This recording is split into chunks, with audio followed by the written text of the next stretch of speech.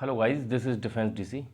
और जैसा कि आपको पता है कि ये चैनल कम्प्लीटली डिफेंस एस्पायरेंट के लिए है, लेकिन हम इस चैनल पे CAPF, CDS, RAS, UPPSC या कोई भी स्टेट PCS एग्ज़ाम उसके लिए जीके को कवर करवाने की कोशिश कर रहे हैं। इसमें हम पॉलिटी पहले ही कवर करवा चुके हैं। ये बात मैं उन बच्चों के लिए बताना चाहता हूँ जो इस चैनल पर पहली बार आए हैं कि अगर आपको CAPF एग्ज़ाम, CDS एग्ज़ाम या किसी भी स्टेट PCS एग्ज़ाम के लिए पॉलिटी को पढ़ना है, बिल्कुल एंड टू एंड कवरेज करवाई गई है। पॉलिटी की पूरी सीरीज है, 17 लेक्चर हैं जिनकी लेंथ टोटल मिला के 13 से 14 घंटे के आसपास है और इन डेप्थ कवरेज दी गई है। और मैं पहले ही बता देना चाहता हूँ कि यह कोई क्रैश कोर्स नहीं है पॉलिटी का, ये फुल कोर्स है। ठीक है, तो पॉलिटी की महाराणा प्रताप सीरीज को ख़त्म करने के बाद अब हम आज स्टार्ट करने वाले हैं हिस्ट्री की। इस सीरीज़ का नाम मैंने रखा है जयचंद्र गहरवार सीरीज़। आप लोग जानते होगा जयचंद्र गहरवार कौन कौन थे। देखिए, ये वही जयचंद गहरवार हैं जिनके ऊपर कभी इल्ज़ाम लगाया जाता है कि आपने सुना होगा, बहुत बड़े बड़े लोग होते हैं बोलते हैं कि देश में ऐसे कोई जयचंद जिसने पृथ्वीराज चौहान को धोखा दिया। देखिए, सब फैलाई हुई बातें हैं। मैं आपको एक बता देना चाहता हूँ जयचंद गहरवार गढ़वाल किंगडम के, उत्तराखंड में गढ़वाल जो एरिया है उस एरिया के राजा थे जिनके बहुत अच्छे संबंध थे पृथ्वीराज चौहान के उनके साथ। और उन्होंने कोई हेल्प नहीं की क्योंकि सीधी सी बात है, उस वक्त में भले ही ये राजपूत थे लेकिन उस वक्त की जियो पॉलिटिक्स ऐसी रही होगी कि पृथ्वीराज चौहान की और भी तो बहुत सारे लोगों ने हेल्प नहीं की। लेकिन इसका मतलब ये नहीं कि हम किसी पर इल्ज़ाम लगा दें। इसका आज तक तो कोई पुख्ता प्रूफ नहीं है कि जयचंद गहरवार ने मिल के, और गौरी के साथ तो मिल के वो लड़े ही नहीं। फिर बोला जाता है कि इन्होंने कोई राज बता दिए थे। देखिए, ऐसे कोई राज इन्होंने बताए नहीं थे। आप खुद ही सोचिए कि 1192 में जयचंद गहरवार के ऊपर इल्ज़ाम लगाया जाता है कि उन्होंने पृथ्वीराज चौहान को हरवा दिया गौरी को हेल्प करके। अच्छा, फिर 1193 में गौरी ने खुद इनको क्यों मार दिया? मतलब खुद ही सोचो अपने दिमाग से। तो चलिए, इसलिए इनको ट्रिब्यूट देने के लिए मैंने सीरीज का नाम रखा है जयचंद्र गहरवार सीरीज, जिसमें लेक्चर नंबर 1 है। अब देखिए, मैं आपको बता दूं कि अपन हिस्ट्री को किस तरह से कवर करने वाले हैं। देखिए, CAPF CDS एग्ज़ाम जो हुआ उनके लिए मेन बात हो रही है यहाँ पे। तो हिस्ट्री के CAPF एग्ज़ाम में 20 के आसपास क्वेश्चन आते हैं। समझ रहे हो क्या बात? अच्छा, जिसमें से अब हिस्ट्री एकमात्र ऐसी सब्जेक्ट है। देखिए, पॉलिटी आप पढ़ोगे 20 में से 18 आपके पढ़े हुए में से आ जाएंगे, ज्योग्राफी पढ़ोगे 20 में से 20 आ जाएंगे आपके पढ़े हुए में से, लेकिन हिस्ट्री आपके आधे भी अगर आ जाए ना तो ये बहुत बड़ी बात समझना है इसको। अब इतना बड़ा है पढ़ने को, कहीं से कुछ भी पूछ लेते हैं तो कुछ पता नहीं रहता क्या पढ़ें। लेकिन ऐसा देखा गया है, जो कि एक फैक्ट है, कि जितने भी क्वेश्चन आते हैं उसके आधे क्वेश्चन अकेले 12th क्लास की NCERT से आते हैं। कहाँ से? 12th क्लास की NCERT। 12th क्लास की 3 बुक हैं जिनका नाम है themes in Indian history, part 1, part 2 and part 3। समझ रहे क्या? मैं बोल रहा हूँ 12th क्लास की 3 बुक हैं जिनका नाम है themes in Indian history, part 1, part 2 और पार्ट 3। अच्छा, अब जैसा कि पहला लेक्चर तो सिंपल सी बात है, पार्ट 1 के ऊपर होगा। तो आपको बता दूं, जो पार्ट 1 है उसमें एंशियंट हिस्ट्री मतलब प्राचीन इतिहास को कवर किया गया है। पार्ट 2 में मिडिएवल हिस्ट्री मतलब मध्यकालीन इतिहास, और पार्ट 3 में मॉडर्न हिस्ट्री मतलब आधुनिक इतिहास भारत का जो है उसको कवर किया गया है। अच्छा, तो हमने क्या है, यही किया है कि देखिए, हमको आधे क्वेश्चन करके आने, जो कि अपने आप में बहुत बड़ी बात है। अगर आप हिस्ट्री में आधे क्वेश्चन करके आ रहे हो मतलब आप बहुत आगे हो बाकी लोगों से, ये समझ लो। और इतना देखा गया है कि ये 3 बुक बड़ी छोटी छोटी बुक हैं, 125 पेजों की। तो कुल मिला के हमको 350 से 400 पेज पढ़ने हैं टोटल, और जो कि मैं आपको बहुत जल्दी पढ़ा दूंगा। टोटल मिला के ये 3 जो बुक हैं इनमें 15 चैप्टर हैं। कितने चैप्टर हैं? 15 चैप्टर, जिनके नाम कुछ इस तरह से होते हैं: थीम 1, थीम 2, थीम 3, थीम 15 तक। पहली जो बुक है themes in Indian history part 1, जो एंशियंट हिस्ट्री की है, उसमें 4 चैप्टर है। इसके फर्स्ट चैप्टर का नाम है theme 1, bricks, beads and bones. समझ रहे हो क्या आप? इसके बारे में हम इसमें पढ़ेंगे। तो इससे आपको पता चल गया कि टोटल कितने लेक्चर होने वाले हैं सीरीज में। 15 लेक्चर, पूरी की पूरी 3 बुकों को कवर करने वाले 15 लेक्चर इसमें होंगे, जिनमें तीनों की तीनों बुक कवर हो जाएंगी। और बिल्कुल मैंने ये सही लिखा है कि ये एकदम लास्ट स्टॉप है आपके हिस्ट्री का डिफेंस एग्जाम के लिए। आपको इससे ज़्यादा चिंता नहीं करनी। अगर आप इससे ज़्यादा भी चिंता करोगे तो आप खुद का नुकसान करोगे, क्योंकि बाकी बुक्स को पढ़ना है। स्पेक्ट्रम है पूरे 700-800 पेजों की बुक। आपको सुनने में बहुत अच्छी लगती हो कि मैं स्पेक्ट्रम पढ़ूंगा, लेकिन मैं गारंटी दे सकता हूँ आप पढ़ लीजिए, ज़्यादातर के तो समझ ही नहीं आएगी। फिर उसके बाद उसको याद रखना अपने आप में एक बहुत बड़ी मजबूरी है भाई, रिवाइज भी तो करना होता है। ये इतना छोटा है कि इसको आप आराम से कर सकते हो। तो देखिए, ज़्यादा आपका टाइम ना वेस्ट करते हो, बढ़ते हैं लेक्चर की तरफ। लेकिन हाँ, एक और इम्पोर्टेंट बात, आप में से कई बच्चे वीडियो के कमेंट सेक्शन में पूछते हैं कि सर आपका नंबर चाहिए, आपका टेलीग्राम चाहिए। तो मैं आपको बता देना चाहता हूँ कि आप मुझसे कांटेक्ट कर सकते हैं मेरे इंस्टाग्राम पे। मेरा इंस्टाग्राम है इंस्टाग्राम को मेरा यूज़र नेम है Dinesh_Chauhan.dc, Dinesh_Chauhan.dc। इस पर आप मैसेज कर सकते हैं, मैं पक्का रिप्लाई करता हूँ एक आध दिन के अंदर जब मुझे टाइम मिलता है, ठीक है। अच्छा, देखिए अब बढ़ते हैं लेक्चर की तरफ। तो ये पहला लेक्चर था इसलिए थोड़ा इंट्रो में टाइम वेस्ट हुआ है, वरना आप में से ज़्यादा पुराने यूजर्स मतलब पुराने जो सब्सक्राइबर हैं वो जानते हैं कि हम कभी ऐसा टाइम वेस्ट करते ही नहीं है। देखिए इसमें हम पढ़ने वाले हैं theme 1, bricks beads and bones, ठीक है। तो जैसा कि मैंने आपको बताया था कि इस तरह से हैं, जो थीम्स का जो पार्ट 1 है उसके अंदर ये चैप्टर हैं, थीम 1, थीम 2, थीम 3 और थीम 4, ठीक है। फिर इसके बाद स्टार्ट होता है जो दूसरी बुक है वो पार्ट 2, इसमें थीम 5, थीम 6 और कहाँ तक है टोटल थीम 9 तक, मतलब 5 चैप्टर हैं उसमें। और इसके बाद जो पार्ट 3 है मॉडर्न इंडियन हिस्ट्री का, उसमें थीम 10 से लेके और थीम 15 तक। समझ रहे हो बात को, हम किस तरह से 15 लेक्चर में पूरी हिस्ट्री देखने वाले हैं, ठीक। अब एक बात आपको याद रखनी है, पहले मैं आपको बता दूं पढ़ाने से पहले कि हम किस तरह से पढ़ने वाले हैं। देखिए आपके पास अगर ये बुक हो तो ये बुक लेके बैठिए, और नहीं है तो आप ले आइए बुक, ठीक है।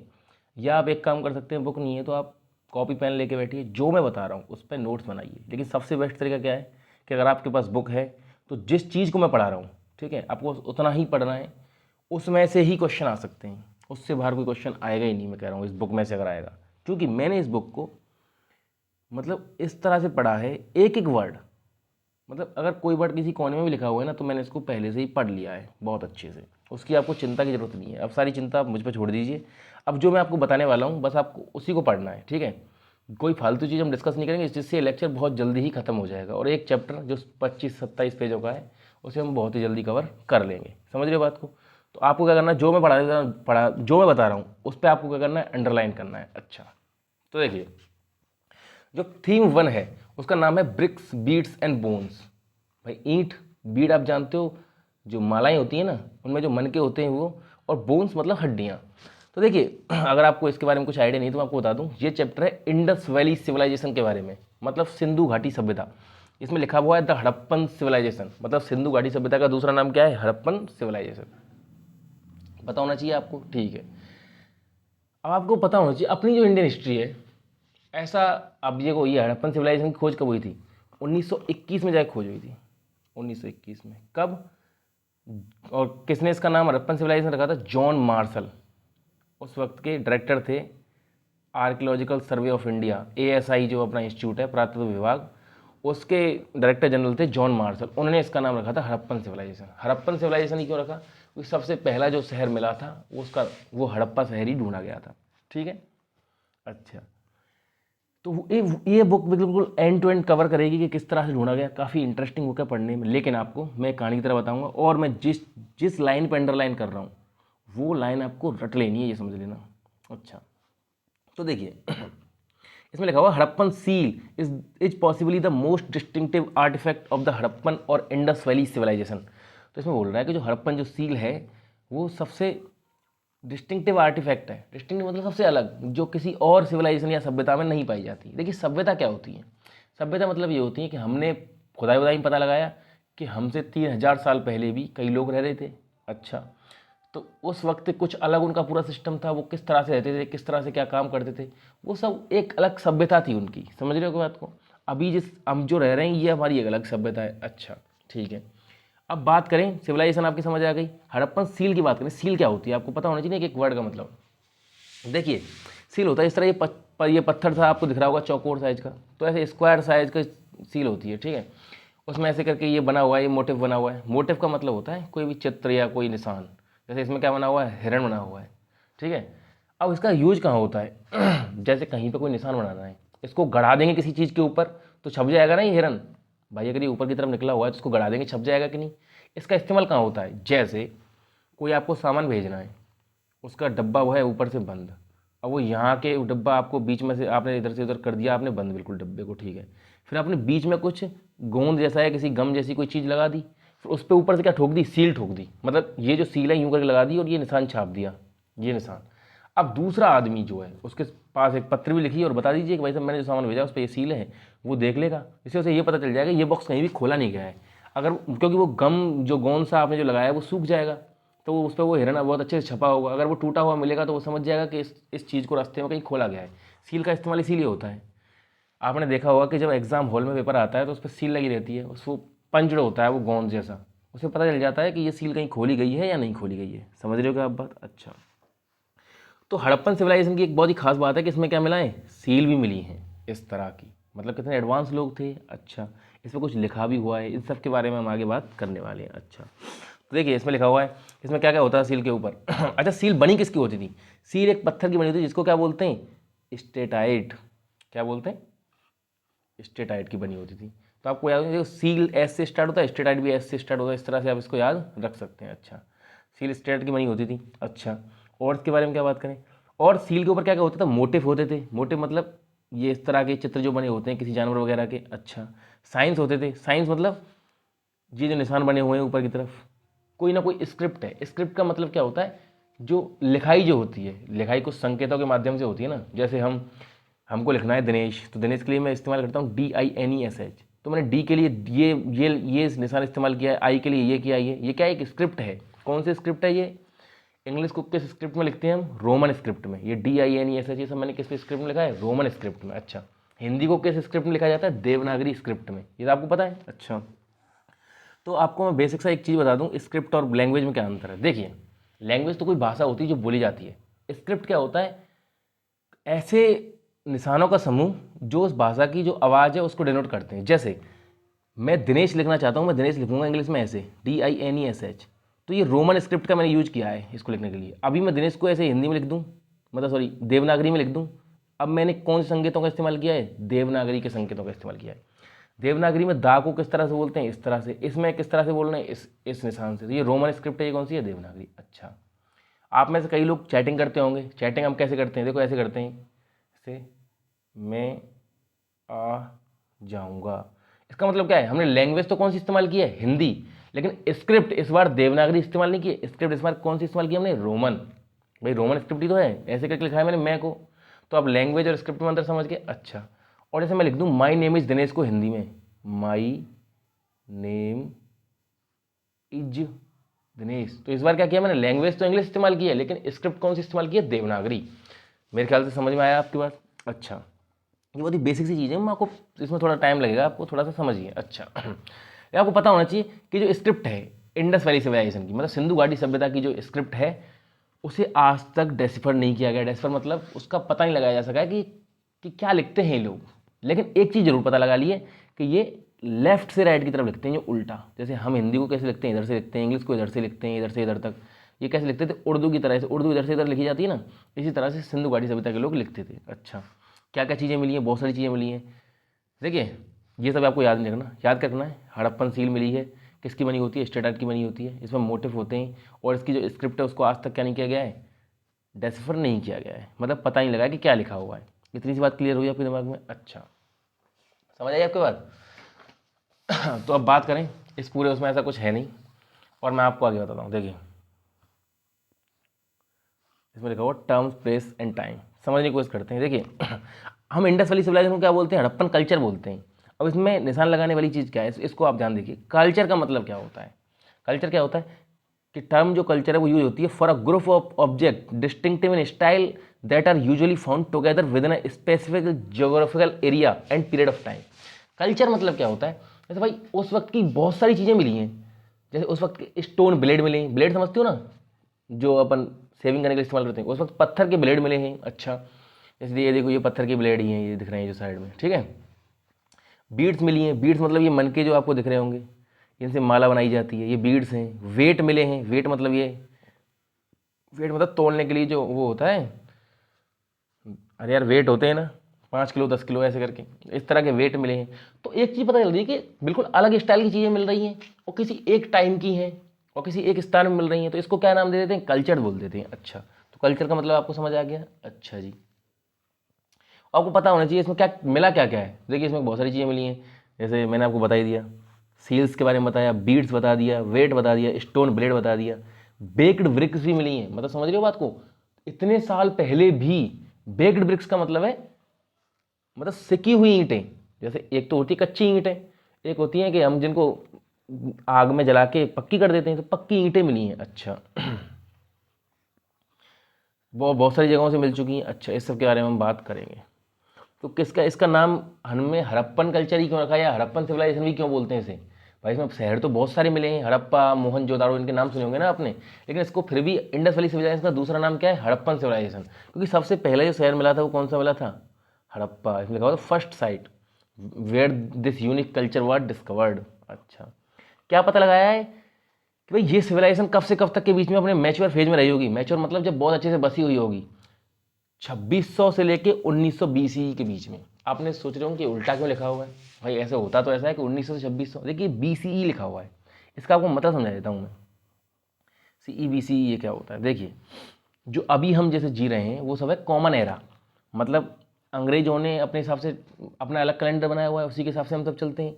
जीसस क्राइस्ट का जन्म बोला जाता है 0 सन में हुआ था, सन 0 में। अच्छा, तो उससे आगे अभी जैसे चल रहा है 2022, तो अभी 2022 साल हो चुके हैं उस बात को, ऐसे आगे बढ़ता जाएगा। तो इस सब को तो बोलते हैं कॉमन एरा, सीई। अच्छा, लेकिन अगर उससे पहले की चीज़ें भी गिननी है तो उसको कैसे गिनेंगे? Before common era, BCE. तो उल्टा ही चलेगा भाई, 1 साल पहले, 2 साल पहले, 3 साल पहले, 4 साल पहले। तो अब जब पढ़ेंगे हम तो टाइम तो इस तरह से बोलेंगे ना हम, 4 BC से 2 BC तक। भाई टाइम तो इसी दिशा में चल रहा है ना, इसलिए उल्टा लिखा हुआ है। तो जैसे लिखा हुआ है कि 2600 BC से, मतलब 26, मतलब 0 जो जीसस क्राइस्ट का जन्म था उससे 2600 साल पहले से कहाँ तक? 1900 साल पहले तक। ऐसे करके ये रही है। समझ गए क्या बात? अच्छा। जैसे कई सारी चीज़ें इनका आपको इसमें भी लिखा हुआ है। अच्छा, जैसे बीसी का मतलब बता दिए, बिफोर कॉमन एरा है। सीई का मतलब नॉर्मल एरा जो होता है। अच्छा, आपको एक चीज़ होती है सी, जैसे कई डेट के आप साथ आपको लिखा आएगा, सी लिखा आएगा। सी का मतलब होता है लगभग, जब किसी डेट का पक्का नहीं पता होता है तो लगभग लिखते हैं। जैसे आपको दिख रहा होगा कि ये टाइम बताने से पहले इसमें लिखा हुआ है, देखिए बिटवीन, ये सी था, ये यहाँ पे है ना, ये यहाँ पे गलत हो रहा है। सी सी इसलिए लगा दिया आगे कि उन्हें लगभग लगभग बोल रहे हैं, 2600 से 1900 BC। और सी किसको दिखाने के लिए होता है? लगभग दिखाने के लिए, अप्रोक्सीमेट दिखाने के लिए किसी चीज़ को। मुझे पक्का नहीं पता उसके बारे में, इसलिए मैं सी लिख दूंगा आगे, उससे आप समझ जाते हैं लोग। अच्छा, बीपी का मतलब क्या होता है? Before present. ये बहुत अच्छी चीज़ है, बिफोर प्रेजेंट मतलब जैसे मैं बोलता हूँ 4 BP, इसका मतलब क्या बोल रहा हूँ मैं? इसका मतलब बोल रहा हूँ जैसे अभी 2022 चल रहा है, तो प्रेजेंट क्या है? 2022। 4 BP मतलब प्रेजेंट से 4 साल पहले, मतलब मैं 2018 की बात कर रहा हूँ। भाई 4 साल पहले हुई थी, 18 में 4 जोड़ दिए, हो गई 22। तो 4 BP का मतलब क्या होगा? 2018। 10 BP का मतलब 2012। समझ गएगा? बीपी अलग चीज़ है, बीपी को भले ही आपको याद रखने की जरूरत नहीं। तो देखिए, ये कुछ साइट हैं हड़प, जो मैच्योर हड़प्पन साइट हैं जो उस वक्त में हुआ करती थी। जैसे आप देख सकते हो, ये भारत का मैप है, दिख रहा होगा कि ये भारत की सीमा है, भारत पाकिस्तान की, ठीक है जी। इधर ये पाकिस्तान है। अच्छा, तो देख लेते हैं, देखिए कई सारी चीज़ें आपको पता होना चाहिए। जैसे कई सारी चीज़ें हैं, जैसे हड़प्पा कहाँ पे? हड़प्पा ये रहा। हड़प्पा कहाँ पे? पाकिस्तान के अंदर, आपको पता होना चाहिए। देखिए, ये इंडिया का बॉर्डर है, हड़प्पा किधर की तरफ? ऐसे इस तरफ है। हड़प्पा कहाँ है? पाकिस्तान में। मोहनजोदाड़ो भी एक इम्पोर्टेंट शहर है, जो भी कहाँ है? पाकिस्तान की तरफ ही मिला है। अच्छा, राजस्थान क्या क्या मिला था? राखीगढ़ी, बनावली, कालीबंगा। अच्छा, ये देखिए लोथल। तो आपको एक चीज़ दिख रही होगी, जो लोथल है ये समंदर के बिल्कुल क्या है? किनारे पे है ना, लोथल दिख रहा है। तो लोथल पे हमें क्या मिला है? पोर्ट मिले हैं, डॉकयार्ड मिले हैं। पोर्ट का मतलब होता है कि यहाँ से जब ये लोग यातायात करते थे अपना नावों के माध्यम से, तो यहाँ ये इनका पोर्ट हुआ करता था, लोथल जो है। समझ रहे बात को?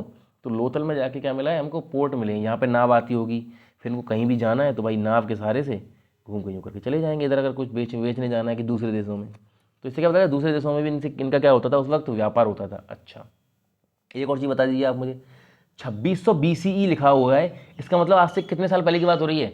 तो खुद ही सोचिए, BC का मतलब क्या है? 0 से भी 26 साल पहले, तो 2600 साल तो वो। अच्छा, प्लस 2022 तो अब तक हो चुके हैं, मतलब 2000 एक रफ साइड है जोड़ लेते हैं, कुल मिला के 5600 साल पुरानी बातें हो रही हैं। समझ रहे हो बात को? 5600 साल। अच्छा, महाभारत को कितने वक्त हो गए हैं? कृष्ण जी का जो कौन सा जन्मदिन मनाया था हमने इस बार? 5150। क्या उसी वक्त की बात चल रही है क्या ये? देखिए, इसके बारे में कुछ नहीं कह सकता, लेकिन ये 5600 साल पुरानी बात चल रही है, मतलब बहुत पुरानी सभ्यता है। अच्छा, लिखा हुआ है 1920। 1920 का क्या मतलब है? 2000 प्लस 1900, 2000 जोड़ दिया करो, वो एग्जैक्ट उतना टाइम आ जाएगा कितने टाइम पीछे की बात चल रही है। अच्छा, ये हो गई बात यहाँ तक। अब यहाँ से आगे अगर हम देखें तो बोला ऐसा जाता है, इसमें बुक में लिखा हुआ है कि ऐसा ही नहीं कि यही सबसे पुरानी चीज़ है। ये जो मैच्योर हड़प्पन जो हमने फेज बोला है 2600 से लेकर 1900 BC के बीच में, इससे भी पहले से ये हड़प्पा साइड थी, लेकिन इतनी मैच्योर नहीं थी। मतलब लोग पहले से वहाँ रह रहे थे लेकिन इतने एडवांस नहीं थे। खुद ही सोचिए, धीरे धीरे टेक्नोलॉजी बढ़ती है, लोग एडवांस होते हैं, लेकिन पहले से रह रहे थे। अच्छा, तो क्या भाई साहब ये बोलते हैं यहाँ पे किस किस चीज़ के एविडेंस मिले हैं? यहाँ पे एविडेंस मिले एग्रीकल्चर, खेती भी करते थे, पेस्टोरलिज्म मतलब जानवरों को पालते थे। अच्छा, सम क्राफ्ट, सेटलमेंट, अब इसमें लिखा हुआ सेटलमेंट वर जनरली स्मॉल, मतलब जो इनका रहने की जो जगहें थी वो जनरली छोटी होती थी। अच्छा, कोई लार्ज बिल्डिंग नहीं थी। ये कब की बात हो रही है? ये तब की बात हो रही है मैच्योर हड़प्पन से पहले। मैं जो तुमको फेज बताया था 2600 लेकर 1900, वो मैच्योर था, उस वक्त बिल्कुल पीक पे चल रही थी एकदम सभ्यता अपनी, बढ़िया सब कुछ हो रहा था। उससे पहले की बात बोल रहे हैं कि सेटलमेंट कैसे थे, छोटे थे, ज़्यादा बड़ी बिल्डिंग नहीं होती थी तब। और इसको क्या बोलते हैं अपन? अर्ली हड़प्पन सिविलाइजेशन बोलते हैं। अच्छा, ये चीज़ आपकी क्लियर होगी बात। फिर क्या हुआ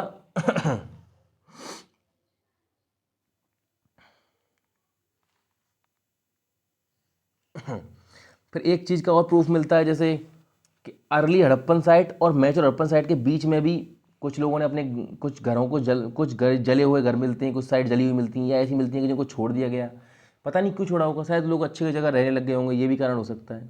जैसे जैसे वो बड़ा होगा, जो भी कारण रहा हो। एक तो देखिए, हिस्ट्री को पढ़ना बहुत मुश्किल होता है। आप जैसा सोचते हो ना कि आपके सामने इतना कुछ अच्छे से लिख दिया गया है, इस तरह से हिस्ट्री नहीं मिली है किसी को।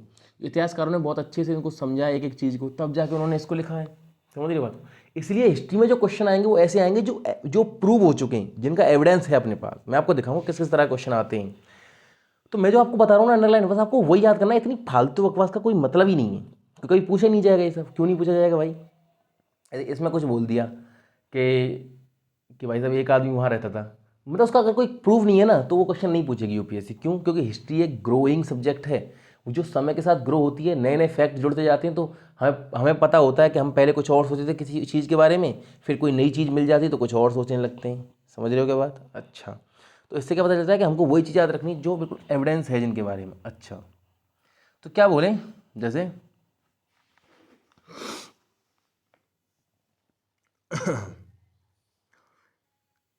तो देखिए, जैसे कई एरिया थे, जैसे इस टेबल को भी अपन देख लेते हैं थोड़ा सा, इतना कुछ तो इसमें है नहीं, कि अर्ली और मैच्योर हड़प्पन कल्चर में कितनी कितनी साइड मिली। सिंध और चोलिस्तान रीजन, सिंध और चोलिस्तान कहाँ पे? पाकिस्तान में है। तो 106 तो सिंध में मिली है, 239 कहाँ पे मिली हैं? चोलिस्तान के अंदर। अच्छा, ये सब देखने की आपको इतना नंबर देखने की जरूरत है नहीं। हाँ, कुछ चीज़ आप समझते हैं। देखिए, हिस्ट्री को पढ़ा कैसे जाता है, इसमें लिखा हुआ है सब्सिस्टेंस स्ट्रेटेजी, मतलब हिस्ट्री को पढ़ने के लिए कौन कौन सी चीज़ों का इस्तेमाल किया जाता है, कैसे कैसे पढ़ते हैं। तो देखिए, जो पुराने ग्रेन्स मिलते हैं, ग्रेन मतलब अनाज मिलता है, या कोई पुराने सीड मिल जाते हैं, बीज पड़े हुए मिल जाते हैं, समझ रहे हो बात को? कोई पेड़ पौधे मिल जाते हैं पुराने, उनको कौन स्टडी करता है? Archaeo botanist.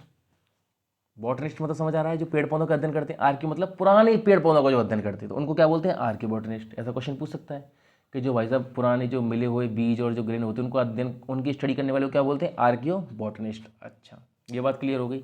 अच्छा, फिर ये देख लेते हैं ग्रेन्स फाउंड इन हड़प्पन साइन इंक्लूड। अब देखिए, हड़प्पन साइड में कौन कौन से ग्रेन्स पाए गए हैं, आपको सीधे याद रखना है, ये याद रखने की चीज़ है। इसमें लिख लीजिए, निशान लगा, वीट, बार्ले, लेंटिल, चिकपी, सीसम, मिलेट और राइस। ये बीच में जो भी लिखा हुआ उसको याद करनी चाहिए। बस आपको इतना पता होना चाहिए कौन कौन चीज़ें पाई गई हैं। वीट, बार्ले, लेंटिल, चिकपी, सीसम, मिलेट, राइस। और सुन लीजिए, कॉटन भी मिला है। क्या मिला है? कॉटन। इसको भी आप लिख सकते हैं। तो ये किस किस तरह के ग्रेन पाए गए? ये ग्रेन्स पाए गए और ये कॉटन कॉटन भी मिला हुआ है।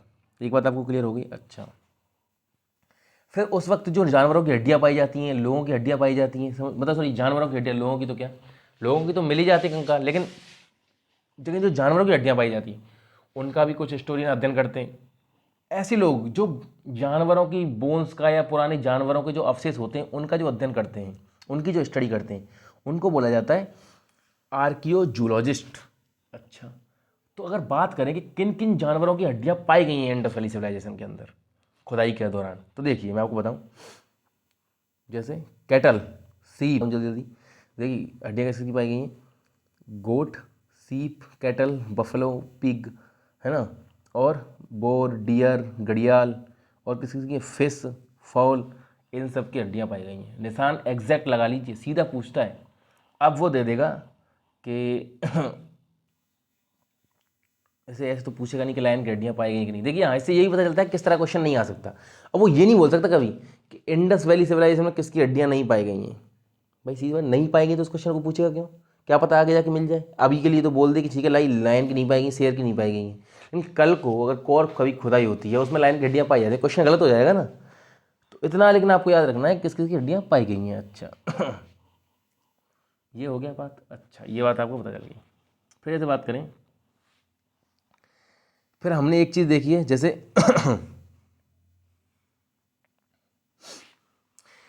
जो बुल है मतलब जो बैल है वो कहाँ कहाँ मिला है, उसकी फोटो सील के ऊपर भी मिली गई है और टेराकोटा के स्कल्पचर भी मिले हैं। टेराकोटा क्या होती है? Burnt clay.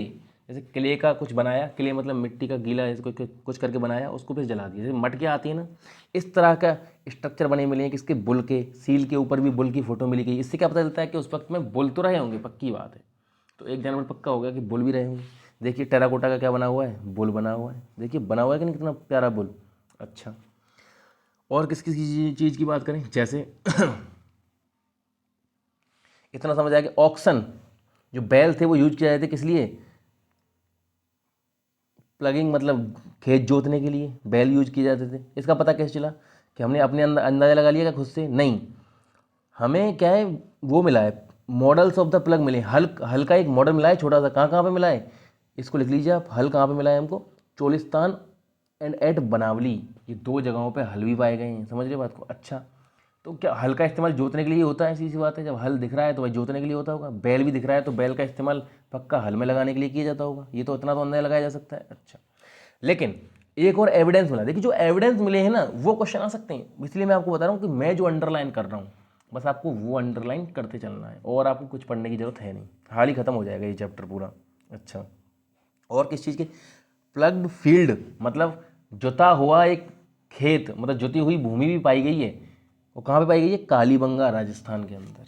ये किससे क्या पता चलता है? अच्छा फिर एक और चीज़ पाई गई है, जो मतलब जुती हुई जो भूमि थी वो इस तरह जुती हुई थी। देखो जैसे एक हिस्से में तो इस तरह के हल लगे हुए हैं, फिर दूसरे हिस्से में खेत के में इस तरह से हल लगे हुए हैं। तो इससे क्या अंदाजा लगाया कि हो सकता है कि दो डिफरेंट जो क्रॉप हैं वो एक साथ उगाई जाती होंगी। समझ रहे बात को? अच्छा ये एक इम्पोर्टेंट चीज़ है। ठीक है और भी बहुत सारी चीज़ें पाई गई। मेरे ख्याल से आपको समझ आया कि हमने क्या क्या पढ़ा। टेराकोटा का मॉडल मिला है। टेराकोटा एक मटेरियल होता है कैसा? Burnt clay. मिट्टी का कोई चीज़ बना के उसको जला देते हैं तो वो टेराकोटा का बन जाता है। तो टेराकोटा का क्या मिला है हमको? बुल मिला है। ये बात पक्की हो गई। टेराकोटा के हल भी मिले हैं, ये भी पक्की बात हो गई। अच्छा जुता हुआ खेत मिला है कालीबंगा राजस्थान में, अभी बताया ना ये ना। ठीक है दो एक साथ दो दो खेतों को मतलब उगाया जाता था, सॉरी दो खेतों को क्यों दो फसलों को एक साथ उगाया जाता था खेतों में। इसका भी प्रूफ मिल चुका है कि कैसे प्रूफ मिला है कि जो two set of furrows at right angle to each other, मैं बताया ना, एक तो इस तरह से जुता हुआ है एक इस तरह से जुता हुआ है। तो समझ आ गया आपके? अच्छा और टेराकोटा का बुल मिला है, ये मैं बता दिया। स्टेटाइट की जो सील होती हैं, भाई सील तो किसकी बनी होती है? स्टेटाइट की, मैंने पहले बता चुका है। सील के ऊपर भी तो बुल छपा हुआ मिला है ना, तो स्टेटाइट की सील के ऊपर भी बुल छपा। तो आपको पता होना चाहिए टेराकोटा का बुल है, सील किसकी बनाई होती है? स्टेटाइट की बनी होती है। ऐसे बहुत सारे मटेरियल को हमको ध्यान में रखना है। अच्छा और कैसी कैसी चीज़ें पाई गई हैं? Traces of canal have been found at Harappan site of Shortugai in Afghanistan. अब देखिए बट नॉट इन पंजाब और सिंध। कि भाई साहब जो अफगानिस्तान का जो इलाका है ऊपर है ना, अफगानिस्तान पाकिस्तान से ऊपर, उधर तक फैली हुई थी सभ्यता। इसका मतलब क्या है? सोरटूघी नाम की जो जगह है वहाँ पे कैनाल के भी ट्रेसेस मिलेंगे। कैनाल मतलब समझते हो ना, नहर, कि सिंचाई के लिए नहर का इस्तेमाल होता होगा। कहाँ पे मिली है? सोरटूघी। तो इसमें पूछा क्या जा सकता है कि कैनाल कहाँ पे मिली है? सोरटूघी अफगानिस्तान में मिली है। ये पूछा जा सकता है कि सोरटूघी नाम की जो हड़प्पन साइट है वो कहाँ पर है, तो आपको बताना चाहिए अफगानिस्तान में है। इस तरह क्वेश्चन भी आ सकता है। अच्छा और कैनाल्स कहाँ पे नहीं पाई गई है, जब क्लियर कट लिखा है उसने कि पंजाब और सिंध वाले इलाके में नहीं पाई गई है। ये क्वेश्चन ऐसे आ सकते हैं, इतना ही आपको क्वेश्चन लगाना है। अच्छा और आपको पता है कि ज़्यादातर हड़प्पन साइड जो है वो सेमी रेड लैंड है, मतलब जो राजस्थान ये सिंध पाकिस्तान ये सब डेजर्ट ही तो पड़ा है, ज़्यादातर तो इसी तरह के इलाके में थी। तो पक्का सिंचाई के लिए पानी की ज़रूरत तो पड़ती होगी बहुत ज़्यादा की, तो इकट्ठा करके रखते होंगे। मैं ये सब देखो आपको दिख रहा होगा मैं सीधे सीधे नीचे पहुंच जाता हूँ, इसका मतलब है मैंने पहले ही सब कुछ पढ़ा हुआ है। जो काम की नहीं है चीज़ वो मैं आपको बताऊंगा ही नहीं। आपको बिल्कुल भरोसा रख के चलना है, तभी कुछ हो पाएगा। आपको बिल्कुल भरोसा रखना है, इसकी आपको चिंता नहीं करनी इस चीज़ की। कुछ भी छोड़ रहा हूँ मैं आपको बोल रहा हूँ कि इसमें जो कुछ आ सकता है वो मैं आपको पहले बता दूंगा, और जो नहीं बताऊंगा वो आएगा ही नहीं, ये समझ लीजिए। क्योंकि मुझे पता है कि किस तरह क्वेश्चन पूछे जा सकते हैं और किस लाइन से क्वेश्चन कभी बन ही नहीं सकता। तो देखिए, ऐसा बोला जाता है कि जो कैनाल हैं वो और भी रही होंगी, लेकिन वो सिल्ट हो गई होंगी। सिल्ट का मतलब उसमें बहुत सारे भाई मतलब भर गई होंगी, उसमें मिट्टी विट्टी जम गई होगी, ठीक है। और क्या क्या पाया गया सिंचाई के लिए? रिजर्वायर, वाटर रिजर्वायर फाउंड किया कहाँ पे? धौलावीरा में। धौलावीरा कहाँ पे? गुजरात में। इससे भी ये क्वेश्चन आ सकता है, वाटर रिजर्वायर कहाँ पे मिला गया है? धौलावीरा में। धौलावीरा कहाँ पे? गुजरात में। अच्छा, इसको भी हो सकता है कि एग्रीकल्चर के लिए इस्तेमाल किया जाता हो। अब देखिए यहाँ लिखा है हो सकता है, तो इसका मतलब इसमें ये तो कभी पूछेगा ही नहीं कि धौलावीरा का रिजर्वायर किस लिए इस्तेमाल होता था। भाई अंदाजे तो लगा सकते हैं हम, जिस चीज़ का प्रूफ नहीं है उसके लिए क्वेश्चन बना ही सकता है यूपीएससी, इतना समझ लीजिए बस। अच्छा, ये हो गया पक्का। अब बात करते हैं जैसे, अच्छा इनको भी देख लीजिए साइड में, किस कॉपर टूल्स हैं। देखिए कुल्हाड़ी टाइप का बना हुआ है, ये कॉपर के हैं, तांबे के बने हुए हैं। अच्छा, ये फोटो भी आप देख लीजिए, इसमें लिखा हुआ है reservoir at Dholavira, note the masonry work. Masonry मतलब होता है ईंट। देखिए किस तरह से ईंटों का इस्तेमाल हुआ है, बिल्कुल बारीकी से, आपको दिख रहा है कि नहीं? देखिए ये वाटर रिजर्वायर है, कितना अच्छी, कितना सुंदर, मतलब इतना पुराना भी खोद के निकाला है, इतना बढ़िया वाटर रिजर्वायर बनाया हुआ है। अच्छा, देखिए ईंट से बढ़िया बना हुआ है धौलावीरा में। ये फोटो मैं आपको इसलिए बता रहा हूँ, इससे आपको याद रहे कि धौलावीरा में क्या मिला है? Water reservoir. अच्छा, अब बात करते हैं कि आर्टिफैक्ट ढूंढे कैसे जाते हैं। देखिए इस सब को छोड़िए, आप आर्टिफैक्ट ढूंढे कैसे जाते हैं, सिंपल सी बात है। इसको देखिए क्या मिला है? सैडल क्वार्न। सैडल क्वार्न का मतलब क्या होता है? सिल लोड़ा। सिल लोड़ा जानते हो कि नहीं? एक सिल होती है, एक लोड़ा होता है, जिससे घर पर, जैसे गांव में क्या है अभी के वक्त में ऐसा होता है कि आपको ऐसे कुछ सब्जी वगैरह बनानी तो उनमें मसाले डाले जाते हैं, जो उनको पीसा जाता है। गांव में साबुत मसाले लिए जाते हैं, उनको पीसते हैं, तो एक सेल होती है इस तरह की, उस पर एक पत्थर से उसको पीसा जाता है। ये चीज़ें भी पाई गई हैं। इसका आपको फोटो दिखाऊं, जैसे ये रहा, देख रहे हो क्या आप, कितना सही सिस्टम है। तो उस वक्त, तो ये इस पैराग्राफ में पता क्या लिखा हुआ? इस पैराग्राफ में एक अंग्रेज है अर्नेस्ट मके नाम का, ये भी कभी रहा था डायरेक्टर जनरल 1937 के टाइम पे। इसने अपना स्टोरी बताई है कि किस तरह से जो लोग होते थे वहाँ पे, जो मतलब खुदाई वुदाई में इस्तेमाल होते थे, उनसे बढ़िया बातचीत होती थी इनकी। तो वो कभी कभी बोलते थे कि साहब इतने सारे इसे लोड़े मिल गए हैं, अब इनका क्या करोगे, एक आदम घर ले जाएंगे अपने। तो इनका नाम, दूसरा नाम क्या होता है इनका? करी स्टोन भी बोलते हैं इनको। क्या बोलते हैं? करी स्टोन। देखिए सैडल कॉर्न को क्या बोलते हैं? करी स्टोन। करी मतलब वही करी बनाने के लिए जिस पत्थर का इस्तेमाल किया जाता है। अच्छा तो मैं आपको ये अंदर की कहानी बता नहीं रहा, जो भी उनकी कहानी रही होगी उससे हमें क्या मतलब है यार। जो मेन चीज़ें बॉक्स के अंदर वो मैं आपको बता दी। अच्छा, लेकिन इससे एक चीज़ पता चलती है, ये सैडल कॉर्न जो मिला है, कि भाई साहब क्या पता चलता है इससे, कि प्रोसेसिंग ऑफ फूड होती है, मतलब खाने के लिए इस्तेमाल होता है नहीं। तो और क्या क्या मिला है इस सब सामान के लिए? वेसल्स मिले हैं। वेसल्स क्या होता है? मतलब बर्तन बड़े बड़े, किसके लिए? मिक्सिंग के लिए, ब्लेंडिंग के लिए और कुकिंग के लिए। अच्छा, किस किस चीज़ के बने हुए ये सब चीज़ सामान मिला है? स्टोन का बना हुआ, मेटल का बना हुआ और टेराकोटा का बना हुआ।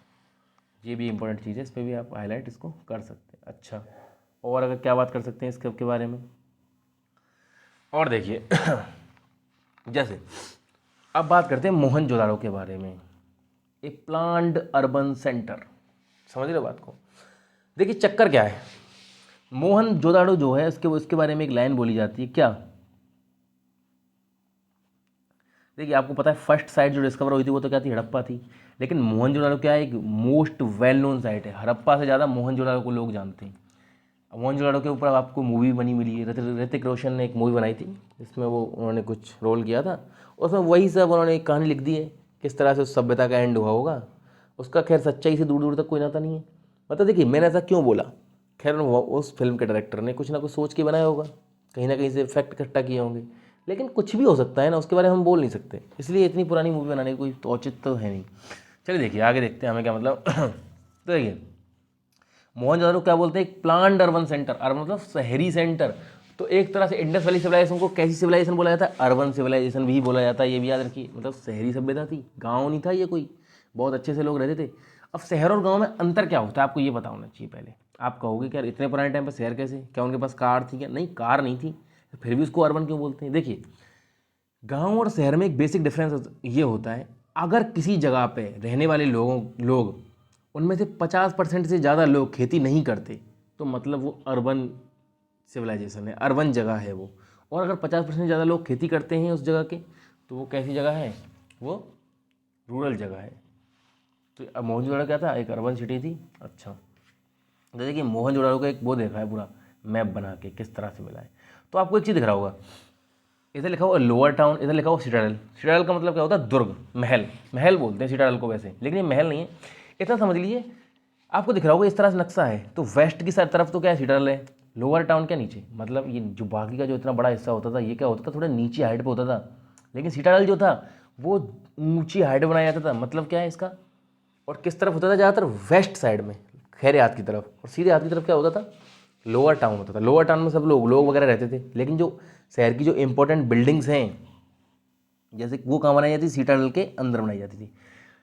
सिटाडेल कैसा होता था? फोर्टिफाइड होता था। फोर्टिफाइड मतलब दीवारें होती थी इसकी, समझ रहे हो बात को? सिटाडेल की। और ऊंचे एक स्टैंड बनाया जाता था। मतलब तो आप खुद ही सोचिए, इतने पुराने समय पे इतना ऊंचे, थोड़ा ऊंचा किया इतनी बड़ी ज़मीन को, फिर उस पर कुछ बनाया, तो बहुत लेबर का इस्तेमाल भी होता होगा इसमें, होता होगा कि नहीं?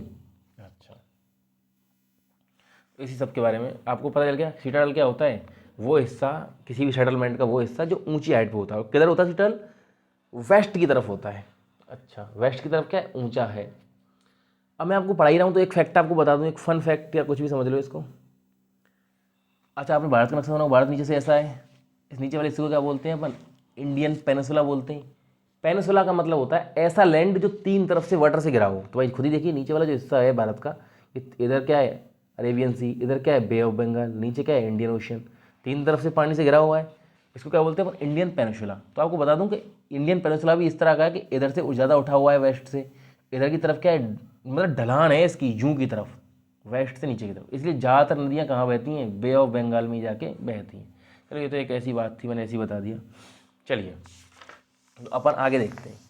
तो आपको पता होना चाहिए, देखिए तो किस तरह से बना हुआ था पूरा शहर, किस तरह से विभाजित था। शहर में दो तरह की चीज़ें होती थी।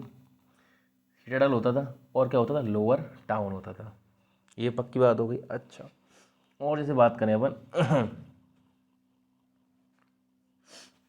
जैसे citadel owes its height to the fact that building were constructed of mud brick. देखिए, सीधी बात है, सिटाडेल की हाइट इतनी ज़्यादा क्यों थी? ऐसा नहीं कि वो ज़्यादा हाइट पहले से थी, नहीं। इसका ये बनाया गया था कैसी? कच्ची ईंटों से पहले उस जगह को ऊंचा किया, जैसे बढ़त करवाते हैं ना आज के टाइम पे घर को ऊंचा करने के लिए, तो सिटाडेल को बनाने के लिए अलग से इस्तेमाल करते थे ये सब। तो इतना तो और क्या है, ये फिजिकली सेपरेटेड होता था किससे? लोअर टाउन से। मतलब जगह होती थी सिटाडेल और लोअर टाउन के बीच में। तो इससे पता चलता है कि सिटाडेल कुछ ना कुछ इंपॉर्टेंट काम के लिए इस्तेमाल होता होगा, या सिटाडेल में ऐसी बिल्डिंग्स होती हैं जो इंपॉर्टेंट होती होंगी। समझ रहे हो बात को? अच्छा,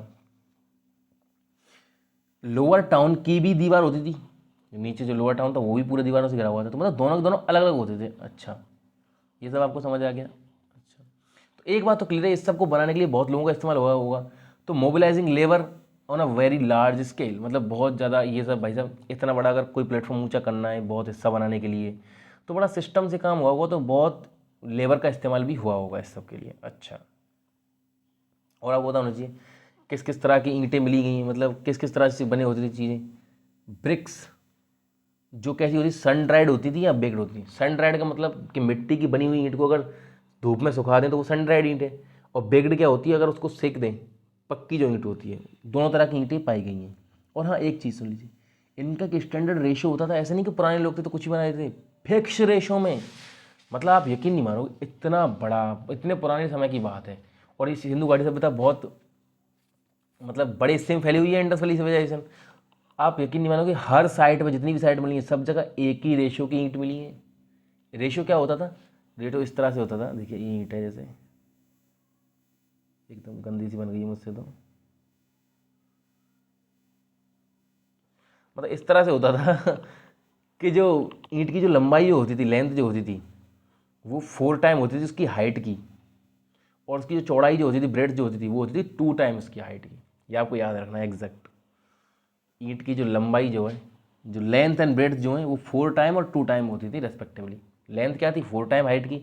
और ब्रेड्थ क्या थी? 2 टाइम हाइट की। ठीक है जी, ये बात क्लियर हो गई। इतना सा आपको याद रखना है। अच्छा, और कई सारी चीज़ें अब देखिए, समझिए बात को।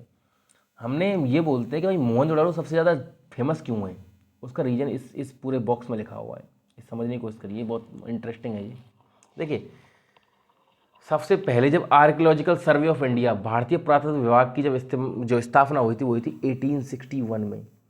उसके पहले डायरेक्टर जनरल जिनको बनाया गया था, उनका नाम था अलेक्जेंडर कनिंगम। देखिए, अलेक्जेंडर कनिंगम कौन थे? The first DG of the ASI। ठीक है, और इनको क्या बोला जाता है, फादर ऑफ इंडियन आर्कियोलॉजी भी इनको बोला जाता है। तो ये क्वेश्चन भी आपके लिए आ सकता है, ये बात क्लियर है। तो आपको बताऊँ इसमें, इस पूरे पैराग्राफ में लिखा क्या हुआ है। देखिए जब खुदाई उदाई हो रही थी एक जगह पे, ठीक है, तो होता ये था कि मतलब अलेक्जेंडर कनिंघम को पता भी नहीं था उस वक्त तो कोई सिंधु घाटी सभ्यता ऐसी कोई चीज़ है। मतलब समझ लो 1861-75 की बात चल रही है, उस वक्त किसी को ये भी नहीं पता है कि सिंधु घाटी सभ्यता या इंडस वैली सिविलाइजेशन जैसी कोई चीज़ भी है, ये भी नहीं पता है किसी को। तो फिर पता कैसे चला। देखिए उस वक्त क्या समझते थे, जो हमारी जो बाद की जो हिस्ट्री है ना, उसी को ये पुरानी हिस्ट्री समझते थे। क्या सी, जो मौर्य काल है, जो गुप्त राजा जो हुए जिनके बारे में हम आगे पढ़ेंगे, उन सबको ही ये हिस्ट्री समझते थे।